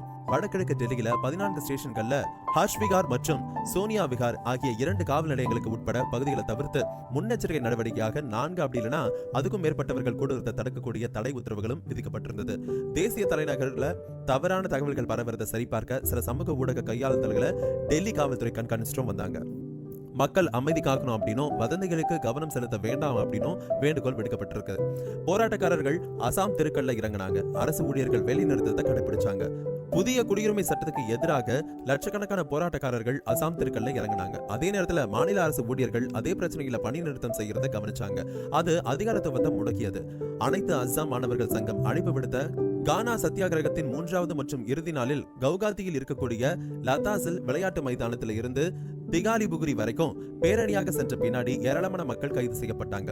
பெண்கள் தங்களுடைய பாரம்பரிய உடையான மெகாலயா சாதோர் அணிஞ்சு அணிவகுப்பின் முன்னணியில ஜெய் ஆயி அசோம் அப்படின்னு சொல்லி முழக்கமிட்டாங்க. முஸ்லிம்கள், கூர்கார்கள், சீக்கியர்கள், ஜைனர்கள் போன்ற சமூகங்களின் பிரதிநிதிகளுடன் மார்வாரி யுவ மஞ்சா, பூர்வோட்டர் ஹிந்துஸ்தான் சமாஜ் மற்றும் பிற உறுப்பினர்களும் போராட்டத்தில் பங்கேற்றாங்க. முதன்மை இலக்கிய அமைப்பான அசம் சாகித்ய சபா திருத்தப்பட்ட குடியுரிமை சட்டத்தை திரும்ப பெற கோரி தர்ணா நடத்தி பின்னாடி ஊர்வலம் நடத்திடுச்சு. மத்திய அரசு சமீபத்தில் குடியேற்ற திருத்த சட்டத்தை அமல்படுத்துச்சு. இது தொடர்பாக கருத்து தெரிவித்த அமெரிக்க வெளியுறவு அமைச்சகத்தின் செய்தி தொடர்பாளர் மேத்யூ மில்லர் மார்ச் 11ஆம் தேதி குடியுரிமை திருத்த சட்டத்தின் அறிவிப்பு குறித்து இந்த விவரங்களை இந்தியா வெளியிட்டுச்சு. இது எங்களுக்கு கவலை அளிக்குது. இந்த சட்டம் எவ்வாறு செயல்படுத்தப்படும் அப்படிங்கறத நாங்க உன்னிப்பா கண்காணிச்சுட்டு வரோம். மத சுதந்திரத்துக்கான மரியாதை அளித்தல் மற்றும் அனைத்து சமூகங்களையும் சட்டத்தின் கீழ் சமமாக நடத்தப்படுவதுதான் அடிப்படை ஜனநாயக கோட்பாடு அப்படின்னு சொன்னாங்க. இது தொடர்பாக நமது வெளியுறவு அமைச்சகத்தின் செய்தி தொடர்பாளர் சொல்லும் பொழுது, குடியுரிமை திருத்த சட்டம் அப்படிங்கிறது குடியுரிமை வழங்குறது, யாருடைய குடியுரிமையையும் எடுக்கிறது கிடையாது. இந்த சட்டம் நாடற்றவர்களின் பிரச்சனைகளை தீக்குது, கண்ணியத்தை வழங்குது, மனித உரிமையை ஆதரிக்குது. குடியுரிமை திருத்த சட்டம் தொடர்பா அமெரிக்காவின் கருத்துக்கள் தவறான தகவல்களை கொண்டு வந்திருக்கு, தேவையற்றது அப்படின்னு சொல்லி நாங்க கருதுறோம். இந்தியாவின் பன்முகத்துவ மரபுகள் மற்றும் இந்தியாவின் பிரிவினைக்கு பிறகான வரலாறு பற்றி சரியான புரிதல் இல்லாதவங்க பாடம் எடுக்காமல் இருக்கிறது நல்லது. இந்தியாவின் கூட்டாளிகள் மற்றும் நலன் விரும்பிகள் இந்த சட்டத்தை வரவேற்பாங்க அப்படின்னு சொன்னாரு. குடியுரிமை திருத்த சட்டம் என்னவென்றே தெரியாம அவங்களா யூகிச்சிட்டு எதிர்க்கிறாங்க. 1950 ஆண்டு ஜனவரி 26ஆம் தேதியில இருந்து 1987 ஆண்டு ஜூலை 1ஆம் தேதி வரைக்கும் இந்தியாவில் பிறந்த எல்லாருக்கும் குடியுரிமை வழங்கப்பட்டுச்சு. அதன் பின்னாடி 2003 ஆண்டு வரைக்கும் தந்தை தாய் இருவரும் இந்தியாவில் பிறந்திருந்தா மகன் அல்லது மகளுக்கு குடியுரிமை வழங்கப்பட்டுச்சு. 2003 ஆண்டுக்கு பின்னாடி தந்தை தாய் இருவரில் ஒருத்தர் பலியாகி பிறந்திருந்தாலும் மற்றொருவர் சட்டவிரோதமா இந்தியாவுக்குள்ள வந்திருக்க கூடாது அப்படிங்கிற விதியும் பின்பற்றப்பட்டுச்சு. இந்த மாதிரி 3 முறை குடியுரிமை வழங்குறதுல மாற்றம் செய்யப்பட்டிருக்குங்க. எதிர்கட்சி ஆட்சியிலும் சட்டம் திருத்தப்பட்டுச்சு. ஆப்கானிஸ்தான், பாகிஸ்தான், வங்கதேசம் ஆகிய 3 அண்டை நாடுகள் தங்களை இஸ்லாமிய நாடுகளா அறிவிச்சிட்டாங்க. அங்கு மதம் காரணமா சலுகைகள் மறுக்கப்பட்ட மேற்பட்ட பிற மதத்தினர் வெவ்வேறு காலகட்டத்துல இந்தியாவுக்குள்ள வந்துட்டாங்க. அவங்கள அகதி மறுவாழ்வு முகாம்ல இருக்கிறாங்க. அவங்களுக்கு குடியுரிமை வழங்கக்கூடிய வகையில சட்டம் கொண்டு வரப்பட்டிருக்கு. இவ்வாறு அகதிகளா வந்தவங்க 11 ஆண்டுகள் இந்தியாவில் வசிச்சிருந்தாங்க அப்படின்னா இயற்கையாவே குடியுரிமை கிடைக்கும். தற்பொழுதைய திருத்த சட்டத்தின்படி 2014 ஆண்டு டிசம்பர் 31 தேதிக்கு முன்னாடி இந்தியாவுக்கு வந்த இந்து, கிறிஸ்தவர்கள் உள்ளிட்ட 6 மதத்தினர் 5 ஆண்டுகளா வசிச்சிருந்தாலே குடியுரிமை கிடைக்கும். இது குடியுரிமை கொடுப்பதற்கான சட்டமே தவிர குடியுரிமையை பறிக்கிறதுக்கான சட்டம் கிடையாது. அதனால மக்களை குழப்பறதை விட்டுட்டு எங்க தவறு நடந்திருக்கு அப்படின்னு சொல்லணும். இதை அனுமதிக்க முடியாது அப்படின்னு சொல்லக்கூடிய யாருக்கும் அதிகாரம் இல்ல அப்படின்னு ஆளும் கட்சியின் தலைவர் ஒருத்தர் சொன்னாரு. ஆளும் கட்சியின் நிலை. மேற்கு வங்கம் இயல்பு நிலைக்கு திரும்பியது. மேற்கு வங்கத்துல எந்த பெரிய வன்முறை சம்பவங்களும் பதிவாகல. சில பகுதிகளில் இணைய சேவைகள் மீட்டமைக்கப்பட்டிருக்குது அப்படின்னு சொல்லி அதிகாரிகள் தெரிவிச்சிருக்காங்க. முர்ஷிதாபாத், மால்டா மற்றும் உத்தர் தினாஜ்பூர் ஆகிய பிரச்சனைகளால் பாதிக்கப்பட்ட பகுதிகளில் இணைய சேவைகள் ஓரளவுக்கு மீட்டெடுக்கப்பட்டிருக்கு. வடக்கு 24 பர்கானாஸ் மாவட்டத்தில் உள்ள பாசிட்ஹாட் மற்றும் பாரசத் மற்றும் தெற்கு 24 பர்கானாஸில் கேனிங் ஆகிய இடங்களிலும் சேவைகள் மீண்டும் தொடங்கப்பட்டிருக்கு. இருந்தாலுமே ஹவுராவில் இணைய முடக்கம் தொடர்ந்தது. குடியுரிமை சட்டத்துக்கு எதிராக வன்முறை போராட்டங்களை தொடர்ந்து இணைய சேவைகள் தடை செய்யப்பட்டிருக்கு. மால்டா மற்றும் முர்ஷிதாபாத் மாவட்டங்களில் வன்முறை பாதித்த பகுதிகளுக்கு சென்ற 2 மத்திய ஆளும் கட்சி பிரதிநிதிகள் காவல்துறையினரால தடுத்து நிறுத்தப்பட்டாங்க. அது மட்டும் இல்லாம எம்பிக்கள் 2 கைது செய்யப்பட்டிருக்காங்க. கொல்கத்தாவில் ஹவுரா மைதானத்தில் இருந்து எக்ஸ்பிளனேட் வரையிலான மெகா பேரணியை தொடர்ந்து 3வது நாளா தெருக்கல்ல இறங்கினாங்க அந்த மாநில முதல்வர். குடியுரிமை சட்டத்துக்கு எதிராக ஆர்ப்பாட்டம் செஞ்சாரு. அவர் மத்திய அமைச்சரை தாக்கி அவருடைய வேலை நாட்டை காப்பது இல்ல, அதை எரிப்பது அப்படின்னு சொன்னாரு. குடியுரிமை திருத்த சட்டம் அதாவது CAA எதிரான போராட்டத்தின் போது வன்முறை தொடர்பா ஜாமியா மில்லியா இஸ்லாமியா பல்கலைக்கழக மாணவிகள் 2 கட்டாய நடவடிக்கையில இருந்து இடைக்கால பாதுகாப்பு வழங்க டெல்லி உயர்நீதிமன்றம் மறுத்துருச்சு. இந்த வழக்கின் விசாரணையில டெல்லி அரசு வழக்கறிஞர் மற்றும் நாட்டின் உயர் சட்ட அதிகாரிகளுக்கு இடையே கடுமையான வார்த்தை பரிமாற்றம் நடந்தது. வழக்கறிஞர் நபிலா ஹசன் மற்றும் JMI மாணவர்கள் லட்டிடா பர்சானா மற்றும் ஆயேஷ் ரென்னா ஆகியோர் தாக்கல் செஞ்ச மனு மீதான விசாரணையின் போது சமீபத்திய போராட்டங்களின் போது தடுத்து வைக்கப்பட்டிருந்த மாணவர்கள் மற்றும் குடியிருப்பாளர்களை விடுவிக்க அதிகாரிகளுக்கு உத்தரவிட கோரி வாதங்கள் நடைபெற்றுச்சு. JNU மாணவர் சங்கத்தின் முன்னாள் தலைவர் கன்ஹன்யா குமார் ஜாமியா மில்லியா இஸ்லாமியாவுக்கு வெளியே நடந்த போராட்டத்தில் கலந்து கொண்டாங்க. இந்த ஆர்ப்பாட்டம் முஸ்லிம்களை பாதுகாக்கிறதுக்கான போராட்டம் மட்டும் கிடையாதுங்க, முழு நாட்டையும் பாதுகாக்கிறதுக்கான போராட்டம் அப்படின்னு சொன்னாங்க. பல்கலைக்கழகத்தின் கேட் எண் 7க்கு வெளியே ஏராளமான போராட்டக்காரர்கள் கிட்ட உரையாற்றிய கண்ணையா குமார் திருத்தப்பட்ட குடியுரிமை சட்டத்தை விட தேசிய குடிமக்கள் பதிவேடு மிகவும் ஆபத்தானது அப்படின்னும் அதுக்கு தீவிரமா எதிர்ப்பு தெரிவிக்கப்பட வேண்டும் அப்படின்னு சொன்னாங்க. போராட்டம் அமைதி பாதையை விட்டு விலகக்கூடாது, அதே அளவிலான ஆற்றலை பராமரிக்க முயற்சிக்கும் போது நாம நம் உணர்வுகளில் இருப்பதை உறுதி செய்யணும் அப்படின்னு சொன்னாங்க. யாரும் குடியுரிமையை இழக்க மாட்டாங்க அப்படின்னு நீங்களே சொல்றீங்க, ஆனா இப்போ நீங்க பான் எண்ணோ ஆதார குடியுரிமையோ நிரூபிக்காது அப்படின்னு சொல்றீங்க. அப்படி இருக்கிற பட்சத்துல பிறகு என்ன வேலை செய்யும் அப்படின்னு கேள்வி கேட்கப்பட்டுச்சு. போராட்டத்தில் ஈடுபட்டிருந்த சென்னை பல்கலைக்கழக மாணவர்களுக்கு நடிகர் கமலஹாசன் அவர்களும் ஆதரவும் தெரிவிச்சிருந்தாரு. அவர் சென்னை பல்கலைக்கழக வளாகத்துக்கு போயிட்டு குடியுரிமை திருத்த சட்டத்துக்கு எதிராக போராட்டம் நடத்தி வரக்கூடிய மாணவர்களுக்கு ஒருமைப்பாடும் தெரிவிச்சாரு. கமலஹாசன் அவர்கள் பிரதான வளாகத்திற்குள் நுழைய அனுமதிக்கப்படல. அது மட்டும் இல்லாம மெரினா கடற்கரைக்கு எதிரே இருக்கக்கூடிய பல்கலைக்கழகத்தின் பிரதான வாயிலுக்கு பின்னாடி இருந்து போராட்டத்தில் ஈடுபட்ட மாணவர்களிட்டையும் பேசினாரு. ஒடிசா முதல்வர் ஆளு மத்திய அரசின் NRC ஆதரிக்கல, ஆனா திருத்தப்பட்ட குடியுரிமை சட்டத்தை ஆதரிக்கிறதா சொன்னாரு. ஏன்னு கேட்டீங்கன்னா பிந்தியது வெளிநாட்டினருக்கு மட்டுமே பொருந்தும். ஒடிசா மக்கள் அமைதி காக்கணும் அப்படின்னும் வதந்திகளுக்கு விட வேண்டாம் அப்படின்னும் அவர் வேண்டுகோள் விடுத்தார். திருத்தப்பட்ட குடியுரிமை சட்டத்துக்கும் இந்தியர்களுக்கும் எந்த தொடர்பும் கிடையாது, இது வெளிநாட்டவர்களுடன் மட்டுமே கையாளுது. லோக்சபா மற்றும் ராஜ்யசபாவில் இருக்கக்கூடிய ஆளும் எம்பிக்கள் நாங்களும் NRCக்கு ஆதரவளிக்கல அப்படின்னு தெளிவுபடுத்தியிருக்காங்க அப்படின்னு அவர் சொன்னாரு. உத்தரப்பிரதேச முதல்வர் குடியுரிமை திருத்த சட்டம் தொடர்பா போட்டியாளர்கள் மக்களை தூண்டி விடுறதா குற்றம் சாட்டினார். CAA குறித்து சிலர் பாகிஸ்தான் மொழியை பேசுறாங்க, இதை ஏற்கக்கூடாது அப்படின்னு சொன்னாரு. இந்த விவகாரத்துல சமூகத்தின் சிலர் பிரிவினரை தவறா வழிநடத்துறது மூலமா அவங்களை தூண்டிவிட முயற்சி நடக்கிறதா சொன்ன அவரு அத்தகைய நபர்கள் அமல்படுத்தப்பட வேண்டும் அப்படின்னு சொன்னாரு. ஜாமியா ஆசிரியர் சங்கம் சார்பில் சர்ச்சைக்குரிய குடியுரிமை திருத்த சட்டம் மற்றும் தேசிய குடிமக்கள் பதிவேட்டை நிராகரிச்சு எங்களுக்கு மற்றொரு பிரிவினை வேண்டாம் அப்படின்னு ஆர்ப்பாட்டம் நடந்துச்சு. போலீசார் கடமையை செஞ்சாங்க. சட்டத்துக்கு எதிரான போராட்டத்தில் ஜாமியா மாணவர்களை ஆதரிச்ச பல்வேறு பல்கலைக்கழகங்களுக்கு நன்றி தெரிவிக்கக்கூடிய வகையில அமைதி ஊர்வலத்தை நடத்திய JDA வளாகத்துல காவல்துறையின் மிருகதனத்தை விசாரிச்சு உண்மையை கண்டறியவும் குழுவை அமைச்சிருக்கிறதா சொன்னாங்க. மாணவர்கள் பலர் காயமடைஞ்சும் இருந்தாங்க. காவல்துறை நடவடிக்கையின் போது மாணவர்கள் மேல பதிவு செய்யப்பட்ட வழக்குகளை திரும்ப பெறவும் சொத்து இழப்புக்கு போதுமான இழப்பீடு வழங்கவும் ஆசிரியர் சங்கம் சொன்னாங்க. முன்னாள் நாடாளுமன்ற உறுப்பினர் ஒருத்தர் CAA தொடர்பாக அரசாங்கத்தை சாடினாரு. இது நாட்டுல அராஜகத்தை உருவாக்குறது அப்படின்னு சொன்னாரு. ஜாமியா மில்லியா இஸ்லாமியா மாணவர்கள் மீதான மிருகத்தனமான தாக்குதலுக்கு அவர் அரசாங்கத்தை தாக்கினாரு. அது மட்டும் இல்லாம இல்லாம இவங்க ஆட்சிக்கு வந்ததுல இருந்து சமூகத்தின் பல்வேறு பிரிவினருக்கு வழங்கப்பட்ட அரசியலமைப்பு பாதுகாப்புகளை நீர்த்து போக செய்யும் முயற்சிகள் மேற்கொள்ளப்பட்டு வருதும் அப்படின்னு சொல்லியும் குற்றம் சாட்டினாரு. ஆளும் அரசு 2019 தொடர்ந்து இரண்டாவது முறையா ஆட்சி அமைத்த அடுத்த சில மாசங்கள்ல ஜம்மு காஷ்மீர் சிறப்பு அந்தஸ்து விவகாரம், கோயில் விவகாரம், குடியுரிமை திருத்த சட்டம் CAA ஆகிய மூன்றை கையில் எடுத்தது. அதுல ஜம்மு காஷ்மீருக்கு சிறப்பு அந்தஸ்து வழங்கும் பிரிவு 370 அதிரடியா நீக்குச்சு. அதுக்கு எதிரான வழக்குல பிரிவு 370 நீக்கப்பட்டது செல்லும் அப்படின்னும் உச்சநீதிமன்றமும் தீர்ப்பளிச்சது. அதற்கு அடுத்தபடியாக இன்னும் முழுமையான கட்டுமான பணிகள் முடியாத கோவில் திறக்கப்பட்டுச்சு. தற்பொழுது குடியுரிமை திருத்த சட்டம் நிச்சயம் அமல்படுத்துவோம் அப்படின்னு மத்திய அமைச்சர் சொல்லிட்டு வராரு. CAA-வின் இறுதி வரைவு நடைமுறைக்கு வந்ததுக்கு தயாரா இருக்கு அப்படின்னு மத்திய இணையமைச்சரும் தெரிவிச்சிருந்தாரு. இந்த மூன்றும் லோக்சபா தேர்தல் இருக்கக்கூடிய சூழல்ல ஒன்றன் பின் ஒன்றாக நடந்துட்டு இருக்கு.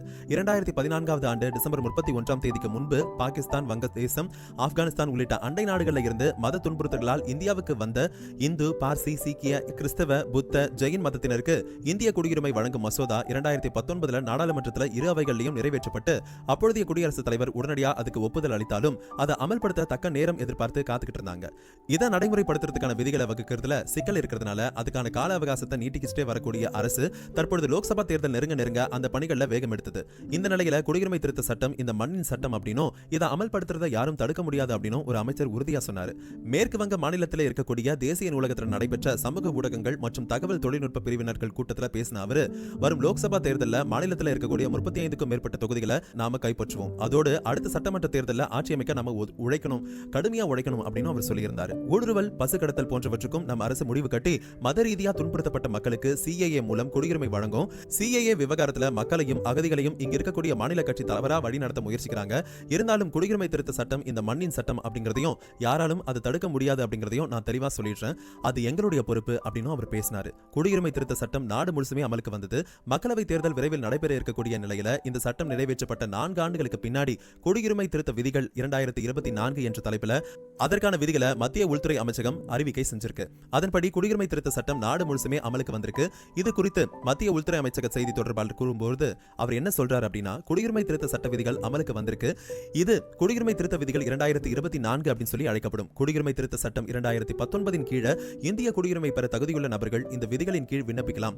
நிர்ணயிக்கப்பட்டிருக்கக்கூடிய வலைதளம் மூலம் இணைய வலையில் மட்டுமே நீங்க இதுக்கான விண்ணப்பத்தை சமர்ப்பிக்கணும் அப்படின்னு சொன்னாரு. இந்த சட்ட மசோதா நாடாளுமன்றத்தில் நிறைவேற்றப்பட்டு கடந்த 2019 ஆண்டு டிசம்பர்ல குடியரசுத் தலைவரின் ஒப்புதல் பெற்றது.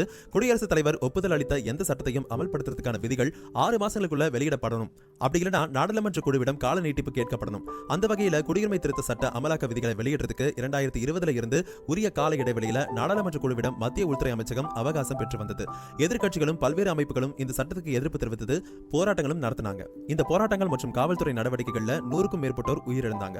இந்த நிலையில குடியுரிமை திருத்த சட்ட அமலாக்க விதிகள் மக்களவை தேர்தலுக்கு முன்பாக வெளியிடப்பட்டு அமல்படுத்தப்படும் அப்படின்னு மத்திய அமைச்சரும் சொன்னார். இந்த நிலையில இச்சட்டம் நாடு முழுவதும் அமல்படுத்தப்பட்டிருக்கு. மத்திய அமைச்சர் வெளியிட்ட பதிவுல இந்த அறிவிக்கை மூலம் வங்கதேசம், பாகிஸ்தான், ஆப்கானிஸ்தான் நாடுகளில் வாழக்கூடிய இந்துக்கள், சீக்கியர்கள், சமணர்கள், பௌத்த மதத்தினர், பார்சிகள், கிறிஸ்தவர்களுக்கு நமது அரசியலமைப்பு சட்டத்தை உருவாக்கினவங்க அளித்த வாக்குறுதியை பிரதமர் நிறைவேற்றிருக்காரு அப்படின்னு குறிப்பிட்டாரு. குடியுரிமை திருத்த சட்டம் அமலாக்கத்தை எதிர்க்கட்சிகள் விமர்சனம் செஞ்சாங்க. இது குறித்து எதிர்க்கட்சி பொதுச் செயலர் வெளியிட்ட பதிவுல, விதிகளை அறிவிக்கை செய்ய 9 முறை கால நீட்டிப்பு பெற்று வந்த மத்திய உள்துறை அமைச்சகம் தற்பொழுது மக்களவை தேர்தலுக்கு முன்னாடி அந்த விதிகளை அறிவிக்கை செஞ்சிருக்கிறது தேர்தல் ஆதாயம் தேடக்கூடிய ஒரு முயற்சி. குறிப்பா மேற்கு வங்கம், அஸ்ஸாம் மாநிலங்கள்ல வாக்காளர்களை ஈர்க்கக்கூடிய நடவடிக்கையா இருக்கும் அப்படின்னு சொன்னாரு. கேரள முதல்வர் குடியுரிமை திருத்த சட்டம் சமுதாயத்தை பிளவுபடுத்தும் சட்டமா இருக்கு. கேரள மாநிலத்தில் இந்த சட்டம் நடைமுறைப்படுத்தப்படாதும் அப்படின்னு சொன்னாரு. மத்திய உள்துறை அமைச்சகத்தின் 2021-2022 ஆண்டுக்கான ஆண்டறிக்கையின்படி 2021 ஏப்ரல் 1 முதல் 2021 டிசம்பர் 31 தேதி வரை வெளிநாடுகளைச் சேர்ந்த முஸ்லிம்கள் அல்லாத 1414 மத சிறுபான்மையினருக்கு 1955 குடியுரிமை சட்டத்தின் கீழ் இந்திய குடியுரிமை வழங்கப்பட்டிருக்கு. இதுக்காக கடந்த 2 ஆண்டுகள்ல குஜராத், ராஜஸ்தான், சத்தீஸ்கர், ஹரியானா, பஞ்சாப், மத்திய பிரதேசம், உத்தரப்பிரதேசம், டெல்லி, மகாராஷ்டிரம் உள்ளிட்ட 9 மாநிலங்கள்ல 30க்கும் மேற்பட்ட மாவட்ட ஆட்சியர்கள், அது மட்டும் இல்லாம உள்துறை செயலர்களுக்கு அதிகாரமும் அளிக்கப்பட்டிருக்கு. இந்த சட்ட விஷயத்தில் தமிழ்நாடு அரசின் அதிகாரம். குடியுரிமை திருத்த சட்டத்தை தங்கள் மாநிலத்தில் செயல்படுத்த போவதில்லை அப்படின்னு இந்தியாவின் சில மாநிலங்கள் அறிவிச்சிருக்காங்க. குடியுரிமை மத்திய அரசின் சட்டமியற்றும் அதிகாரத்தின் கீழ் வரக்கூடிய நிலையில இப்படி செய்ய முடியுமா? குடியுரிமை திருத்த சட்டம் கடந்த 2019 ஆண்டு இந்திய நாடாளுமன்றத்தில் நிறைவேற்றப்பட்ட நிலையில அதற்கான விதிகளை மத்திய உள்துறை அமைச்சகம் வெளியிட்டுச்சு.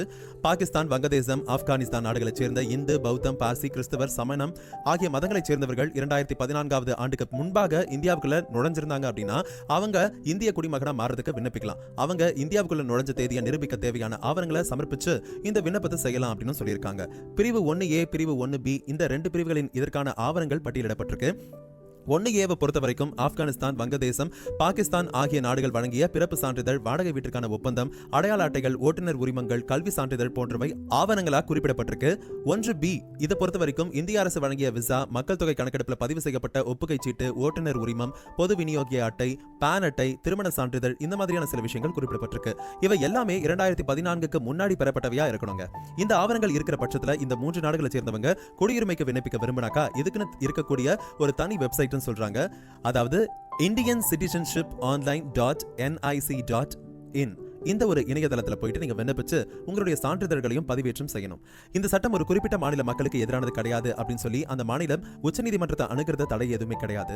மருத்துவ படிப்புக்கான நீட் தேர்வை அகற்றுவதற்காக தேர்தல் வாக்குறுதிகளை சொல்லி ஆட்சி அமைத்த உடனே அதுக்காக தொடர் போராட்டம் நடத்தி வருது.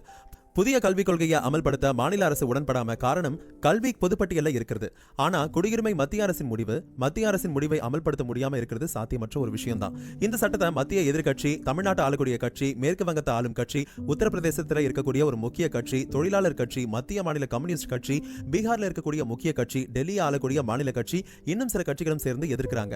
முன்னதாக இந்த சட்டத்தை ஆதரிச்ச ஆளும் அரசின் கூட்டணி கட்சிகளும் இப்பொழுது இதனை எதிர்க்கிறதா தெரிவிச்சிருக்காங்க. அதே மாதிரி மேற்கு வங்க முதலமைச்சர் மேற்கு வங்கத்தில் இந்த சட்டம் அமல்படுத்தப்பட மாட்டாது அப்படின்னு சொல்லியிருக்காங்க. குடியுரிமை திருத்த சட்டத்துக்கான விதிகள் வெளியிடப்பட்ட நிலையில கேரள முதலமைச்சரும் அதே கருத்தை சொன்னார். இஸ்லாமிய சிறுபான்மையினரை 2ஆம் தர குடிமக்களாக நடத்தக்கூடிய குடியுரிமை திருத்த சட்டத்தை கேரளாவில் செயல்படுத்த மாட்டோம் அப்படின்னு இடது அரசு பல முறை தெரிவிச்சிருக்குது. இந்த நிலையை நாங்க மறுபடியும் வலியுறுத்துவோம். இந்த வகுப்புவாத பிரிவினவாத சட்டத்தை எதிர்க்கிறதுல கேரளா ஒற்றுமையுடன் செயல்படும் அப்படின்னு அவருடைய ட்விட்டர் பக்கத்துல அவர் தெரிவிச்சிருக்காரு தற்போதைய முதல்வர்.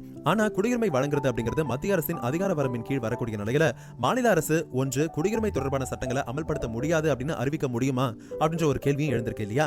இந்திய அரசியலமைப்பு சட்டத்தின் 7வது பிரிவு எந்தெந்த விவகாரங்கள் மத்திய பட்டியலிலும் மாநில பட்டியலிலும் பொது பட்டியலிலும் வருது அப்படிங்கறத வரையறுக்குது. இதுல மத்திய அரசின் அந்த பட்டியலை நம்ம பார்த்தோம் அப்படின்னா மொத்தம் 97 விவகாரங்கள் இருக்கு. இதுல 17வது அம்சமாக குடியுரிமையை குறிப்பிடும் சிட்டிசன்ஷிப், நேச்சுரலைசேஷன் அண்ட் ஏலியன்ஸ் என்ற விவகாரம் வருது.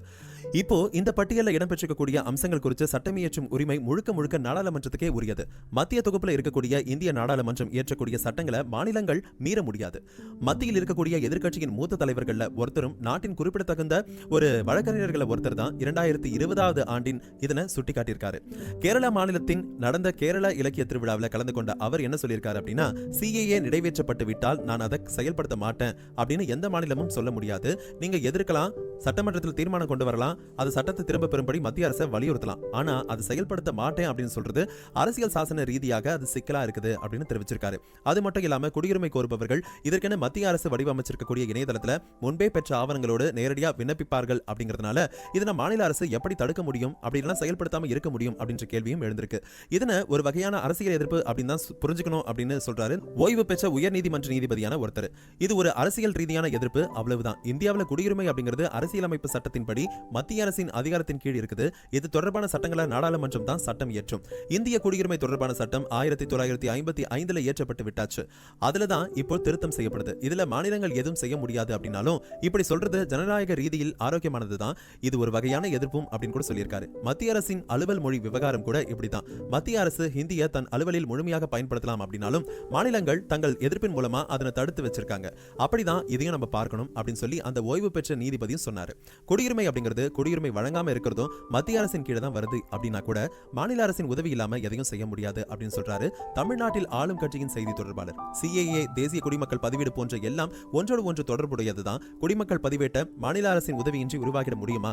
உதாரணமா இந்த CAA சட்டத்துல இலங்கை தமிழர்கள் குடியுரிமை பெற முடியாது. அதுக்காக தமிழ்நாட்டில் இருக்கக்கூடிய இலங்கை தமிழர்களை வெளியேற்றணும் அப்படின்னு சொன்னாக்கா அந்த மாநில அரசு தானே செய்யணும். அது நாங்க ஒப்புக்கொள்ள மாட்டோம் அப்படின்னு அவர் சொல்றாரு. ஆனா இந்த மாதிரியான சட்டங்களை மத்திய அரசு அரசியலுக்காக தான் உருவாக்குது அப்படின்னு அவர் சொல்றாரு. இது மத்திய அரசின் மற்றும் ஒரு ஜீம்லா. வட இந்தியாவில் இந்துத்துவ சக்திகள் வலுவாக இருக்கக்கூடிய பகுதிகளில் தாங்கள் இஸ்லாமியர்களுக்கு எதிராக இருக்கிறதாக காட்டி மத பிரிவினையை செய்ய முயல்றாங்க. இதையெல்லாம் அவங்களால முழுமையா செயல்படுத்த முடியாது அப்படின்னு சொல்றாரு அவர். இதை சட்ட ரீதியா பார்க்கறத விட இதுக்கான தேவை என்னன்னு நம்ம பார்க்கணும் அப்படின்னு சொல்றாரு இந்த மூத்த வழக்கறிஞர் ஒருத்தர். 1947 1948 இந்தியாவுக்கு வந்தவர்கள்ல 50களில் இந்தியாவில் வசிச்சவங்க இந்திய குடிமக்கள் அப்படின்னு ஏற்கனவே வரையறுக்கப்பட்டு சொல்லியாச்சு. இப்போ புதிதா இது செய்யறதுக்கான நோக்கம் இஸ்லாமியர்களை ஒதுக்குவதாக காட்டுவதற்கு தான். தேசிய குடிமக்கள் பதிவேட்டை எல்லாம் மாநில அரசுகளின் உதவியோட தான் செய்ய முடியும். அதெல்லாம் எப்படி நடக்கும் அப்படிங்கறத பொறுத்து இருந்து தான் நம்ம பார்க்கணும் அப்படின்னு சொல்றாரு. ஆனா இந்தியாவில் எல்லை பகுதிகள் மூடப்பட்டவை கிடையாது அப்படிங்கறதுனால அசாம் போன்ற மாநிலங்களில் இருக்கக்கூடிய எதிர்ப்பை வேறு மாதிரி பார்க்கணும் அப்படின்னு அவர் சொல்றாரு. மத்திய அரசு அறிவிச்சிருக்கக்கூடிய குடியுரிமை திருத்த சட்டத்தை தமிழ்நாட்டில் அமல்படுத்த மாட்டோம் அப்படின்னு தமிழக முதல்வர் அறிவிச்சிருக்காரு. நாட்டின் ஒற்றுமைக்கு பங்கம் விளைவிக்கும் எந்த சட்டத்துக்கு தமிழ்நாடு அரசு இடம் கொடுக்காது அப்படின்னு அவர் தெரிவிச்சிருக்காரு. கடந்த 2019 ஆண்டு நாடாளுமன்றத்தில் நிறைவேற்றப்பட்ட குடியுரிமை திருத்த சட்டம் அமலுக்கு வந்ததா மத்திய அரசு அறிவிச்சிருக்கு. தேர்தலுக்கு சில நாட்களே இருக்கக்கூடிய நிலையில மத்திய அரசு இதை செஞ்சிருக்கு. இப்பொழுதே சிஏஏவுக்கு பல்வேறு தரப்பிலும் கடும் எதிர்ப்புகள் கிளம்பியிருக்கு. குடியுரிமை திருத்த மசோதாவுக்கு எதிராக பல்வேறு மாநிலங்களில் தீர்மானமும் கொண்டு வரப்பட்டிருக்கு. இந்த நிலையில குடியுரிமை திருத்த சட்டத்தை தமிழ்நாட்டில் அமல்படுத்த மாட்டோம் அப்படின்னு தமிழ்நாட்டின் முதல்வரும் அறிவிச்சிருக்காரு. ஒன்றிய மத்திய அரசு நடைமுறைப்படுத்தியிருக்கக்கூடிய குடியுரிமை திருத்த சட்டம் இந்திய அரசியலமைப்பு சட்டத்துக்கு எதிரானது. தமிழ்நாட்டில் இந்த சட்டம் நடைமுறைப்படுத்தப்படாது. நாடாளுமன்ற தேர்தலை எதிர்கொள்ள வேண்டிய இறுதி நாட்கள்ல ஒன்றிய மத்திய அரசு இருந்து வரக்கூடிய வேளையில பல்வேறு தரப்பு மக்களாலும் எதிர்க்கப்பட்ட குடியுரிமை திருத்த சட்டத்தினை நடைமுறைப்படுத்திட அவசர கதியில அறிவிக்கை ஒன்றினை வெளியிட்டிருக்காங்க. இது இந்திய அரசியலமைப்பு சட்டத்தின் அடிப்படை கட்டமைப்புக்கு முற்றிலும் எதிரானது மட்டும் கிடையாது. பல வகையான மொழி, இன, மதம் மற்றும் வாழ்விட சூழல் ஆகியவற்றால் வேறுபட்டிருந்தாலும் ஒன்றுபட்ட உணர்வுடன் வாழ்ந்து வரும் இந்திய மக்களின் நலனுக்கும் இந்திய தாய் திருநாட்டின் பன்முகத்தன்மைக்கும் மதசார்பற்ற தன்மைக்கும் முற்றிலும் எதிரானதாகும். அது மட்டும் இல்லாம சிறுபான்மை சமூகத்தினர் மற்றும் முகாம்வாழ் தமிழர்களின் நலனுக்கும் எதிரானதுதான் இந்த சட்டம். இதன் காரணமாக தான் நம் அரசு அமைஞ்ச உடனே, அதாவது கடந்த 2021 ஆண்டு டிசம்பர் 8 அன்று தமிழ்நாடு சட்டமன்ற பேரவையில் குடியுரிமை திருத்த சட்டத்துக்கு எதிராக அரசின் சார்பா நான் ஒரு தீர்மானத்தை முன்மொழிஞ்சு அதை நிறைவேற்றி இந்த சட்டத்தை திரும்ப பெறணும் அப்படின்னு வலியுறுத்தி ஒன்றிய அரசுக்கு அதை அனுப்பி வச்சோம். தமிழ்நாட்டை போலவே பல்வேறு மாநிலங்களும் இதை எதிர்த்து குரல் கொடுத்து வந்திருக்காங்க. இந்த நிலையில உச்சநீதிமன்றத்தின் கண்டனத்தில் இருந்து தப்பிப்பதற்காக மக்களை திசை திருப்பும் நோக்கத்துடன் தேர்தல் அரசியலுக்காக இந்த சட்டத்தை தற்பொழுது நடைமுறைக்கு கொண்டு வந்திருக்குதோ அப்படின்ற கருத வேண்டியது இருக்கு. இந்திய மக்களிடையே பேதங்களை தோற்றுவிக்க வழிவகை செய்யக்கூடிய இந்த சட்டத்தால எந்தவித நன்மையோ பயனோ இருக்க போறது கிடையாது. இந்த சட்டம் முற்றிலும் தேவையற்ற ஒன்று அப்படிங்கிறது மட்டும் இல்லாம ரத்து செய்யப்பட வேண்டியது அப்படிங்கிறது தான் இந்த அரசின் கருத்தா இருக்கு. அதனால ஒன்றிய அரசு நிறைவேற்றக்கூடிய குடியுரிமை திருத்த சட்டத்தை தமிழ்நாட்டில் நிறைவேற்றிட தமிழ்நாடு அரசு எந்த வகையிலும் இடமளிக்காது. இந்திய நாட்டின் ஒற்றுமைக்கு பங்கம் விளைவிக்கும் எந்த ஒரு சட்டத்துக்கும் தமிழ்நாடு அரசு இடம் கொடுக்காது அப்படிங்கறத தமிழ்நாட்டு மக்களுக்கு நான் இந்த நேரத்தில் உறுதியா தெரிவித்துக் கொள்ள விரும்புறேன் அப்படின்னு சொல்லியும் அவர் சொன்னார். முடிவுரை. குடியுரிமை திருத்த சட்டம் இந்திய நாட்டுக்கு ஆபத்தானது. மத்திய அரசின் இந்த நடவடிக்கை வாக்கு வங்கி அரசியலின் ஒரு பகுதியா இருக்கு. பாகிஸ்தான், வங்கதேசம், ஆப்கானிஸ்தான் ஆகிய 3 நாடுகளில் இருந்து 3 கோடி சிறுபான்மையினர் இருக்காங்க. குடியுரிமை திருத்த சட்டம் மூலம் இவங்க இந்தியாவுக்கு வரும்பொழுது அவங்களுக்கு வேலை வாய்ப்பு யார் தர்றது? இந்த மாதிரி ஒரு அரசியல் தலைவர் கேட்டாரு. இன்னும் இந்த மாதிரி பல கேள்விகளும் இருக்கு. அசாம் NRC 1200 கோடி ரூபாய் செலவில் 10 வருட கால பகுதியில் 3 கோடி மக்கள் தொகையில சுமார் 52,000 பேருக்கு வேலை கொடுத்தது. தேசிய அளவில் புள்ளி விவரங்களை முன்வச்சோம் அப்படின்னா 134 கோடி பேருக்கு தேசிய அளவிலான தேசிய குடிமக்கள் பதிவேட்டை நடத்துறதுக்கு 55,000 கோடி ரூபாய்க்கு மேல செலவாகும். இந்தியாவின் தற்போதைய மக்கள் தொகை சுமார் 134 கோடி. அவங்கள 1% பேர் கூட சட்டவிரோதமா குடியேறியவர்கள் அப்படின்னு அறிவிக்கப்பட்டா அவங்களுக்கான தடுப்பு மையங்களை உருவாக்கணும். இதுக்கு சுமார் 2 லட்சம் கோடி ரூபாய் செலவாகும். இந்த தடுப்பு முகாம்களை பராமரிக்க மக்கள் எல்லாருக்கும் உணவளிக்கணும், சிறையில் அடைக்கணும். ஒவ்வொரு ஆண்டும் அரசாங்கத்துக்கு ஆயிரக்கணக்கான கோடிகள் செலவாகும். ஒவ்வொரு இந்தியனும் இதுக்கு நேரடி மற்றும் மறைமுக வரியாக பணம் செலுத்தணும். சாமானிய மக்கள் தங்களை தற்காத்துக் கொள்ள செலவிட வேண்டிய பணம் 3.2 கோடி மக்கள் தொகை கொண்ட அசாம்ல இதுவரைக்கும் 11,000 கோடி ரூபாய் அப்படின்னு சொல்லி மதிப்பிடப்பட்டிருக்கு. நாடு முழுசுமே இதை 5 லட்சம் கோடி ரூபாய்க்கு மேல அப்படின்னு சொல்லி நம்ம கணிக்கலாம். எந்த ஒரு குற்றமும் செய்யாத பல கோடி மக்கள் தங்கள் குடியுரிமை மற்றும் உரிமைகள் பறிக்கப்பட்டதை மெத்தனமா ஒத்துக்கிட்டு வழக்கம் போல வியாபாரத்தை நடத்துறதுக்கு வாய்ப்பு கிடையாது. இந்தியா மேல சாத்தியமான சர்வதேச பொருளாதார தடைகள் விதிக்கலாம். நம்மளுடைய மொத்த உள்நாட்டு உற்பத்தியில 50% தற்பொழுது வெளிநாட்டு துறையில இருந்து வருதுங்க. CAA-வின் படி இந்திய குடியுரிமை கோருவரின் விண்ணப்பங்களை மத்திய அரசின் கீழ் இயங்கக்கூடிய மக்கள் தொகை கணக்கெடுப்பு அதிகாரிகளும் தபால் துறையினரும் தான் பரிசீலனை செய்ய இருக்காங்க. இந்த விவகாரத்துல பாதுகாப்பு தொடர்பான அம்சங்களை மத்திய புலனாய்வு நிறுவனங்கள் கவனிக்க இருக்கு. அதனால மாநில அரசு மற்றும் மாநில போலீசாரின் பங்கு அப்படிங்கிறது மிக மிக குறைவு. ஒவ்வொரு மாநிலத்திலையும் மக்கள் தொகை கணக்கெடுப்பு நடவடிக்கைகளுக்கு பொறுப்பு வகிக்கும் இயக்குநர் தலைமையிலான உயர்மட்ட குழு தான் குடியுரிமை வழங்கக்கூடிய விஷயத்துல இறுதி முடிவு எடுக்க இருக்கு. இந்த உயர்மட்ட குழுவில் உளவுத்துறை, தபால் துறை, தேசிய தகவல் மையத்தின் அதிகாரிகள் கூட மாநில உள்துறை அமைச்சக பிரதிநிதி மற்றும் டிவிஷனல் ரயில்வே மேலாளர் போன்றோரும் சிறப்பு அழைப்பாளர்களாக பங்கேற்றாங்க. இந்த மாதிரியான CAA அப்படிங்கிறது இந்தியாவில் வசிக்கக்கூடிய எந்த ஒரு தனிநபரின் குடியுரிமையையும் பறிக்காது. இந்த சட்டம் அமலுக்கு வந்துச்சு அப்படின்னா மத ரீதியான வேறுபாடுகளை அதிகரிக்கும் அப்படின்னு எதிர்க்கட்சிகளும் மதம் சார்ந்த அமைப்புகளும் குரல் எழுப்புறது சரியானது கிடையாது அப்படின்னு மத்திய அமைச்சர் தெரிவிச்சிருக்காரு. அதே நேரத்தில் இந்த சட்டம் அமலாக்கத்தை எதிர்த்து முஸ்லீம் கட்சியினர் உச்சநீதிமன்றத்தில் வழக்கு தொடர்ந்திருக்காரு. CAA நிறைவேற்றப்பட்ட போதே குடியுரிமை வழங்கக்கூடிய விஷயத்துல முஸ்லீம்களை சேர்க்காம விட்டது சரி கிடையாது. அது மட்டும் இல்லாம இந்தியாவுக்கு அகதிகளா வந்த முஸ்லீம்கள் சட்டவிரோதமா குடிபுகுந்தவர்களா முத்திரை குத்தப்படுவாங்க அப்படின்னு சிலர் தரப்புல எதிர்ப்பு தெரிவிக்கப்படுது. அதனால CAA தொடர்பான அண்டை நாடுகளை ஒட்டிய மாநிலங்களை சேர்ந்தவங்களை மட்டும் இல்லாம பல்வேறு தரப்பினரையும் சமாதானப்படுத்தக்கூடிய நடவடிக்கைகள் மற்றும் அவங்களுக்கு உண்மை நிலவரத்தை எடுத்து சொல்லக்கூடிய விழிப்புணர்வு நடவடிக்கைகளை மத்திய அரசு மேற்கொள்ளணும். இந்த சட்டமானது அரசியல் ரீதியாவோ அப்படி இல்லைனா தேர்தல் ரீதியாவோ உள்நோக்கத்துடன் கொண்டு வரப்பட்டது கிடையாது. சட்டவிரோதமா குடியேறவங்களை தடுக்கவும் குடியுரிமை வழங்கக்கூடிய விஷயத்தை முறைப்படுத்துறதுக்கு கொண்டு வரப்பட்டது அப்படிங்கறத விளக்கணும். மொத்தத்துல இது சம்பந்தமா மக்கள் மத்தியில எழுந்திருக்கக்கூடிய அச்சத்தை போக்குனாலே அதுவே போதும் அப்படின்னு சொல்லப்படுது. இந்த நிகழ்ச்சியில நிறைய விஷயங்களை பத்தி தெளிவா தெரிஞ்சிருப்பீங்க. இந்த CAA, இந்த இந்திய குடியுரிமை திருத்த சட்டம் அப்படின்னா என்ன அப்படிங்கறத மறுபடியும் இன்னொரு நிகழ்ச்சியில சந்திக்கலாம். தொடர்ந்து இணைஞ்சு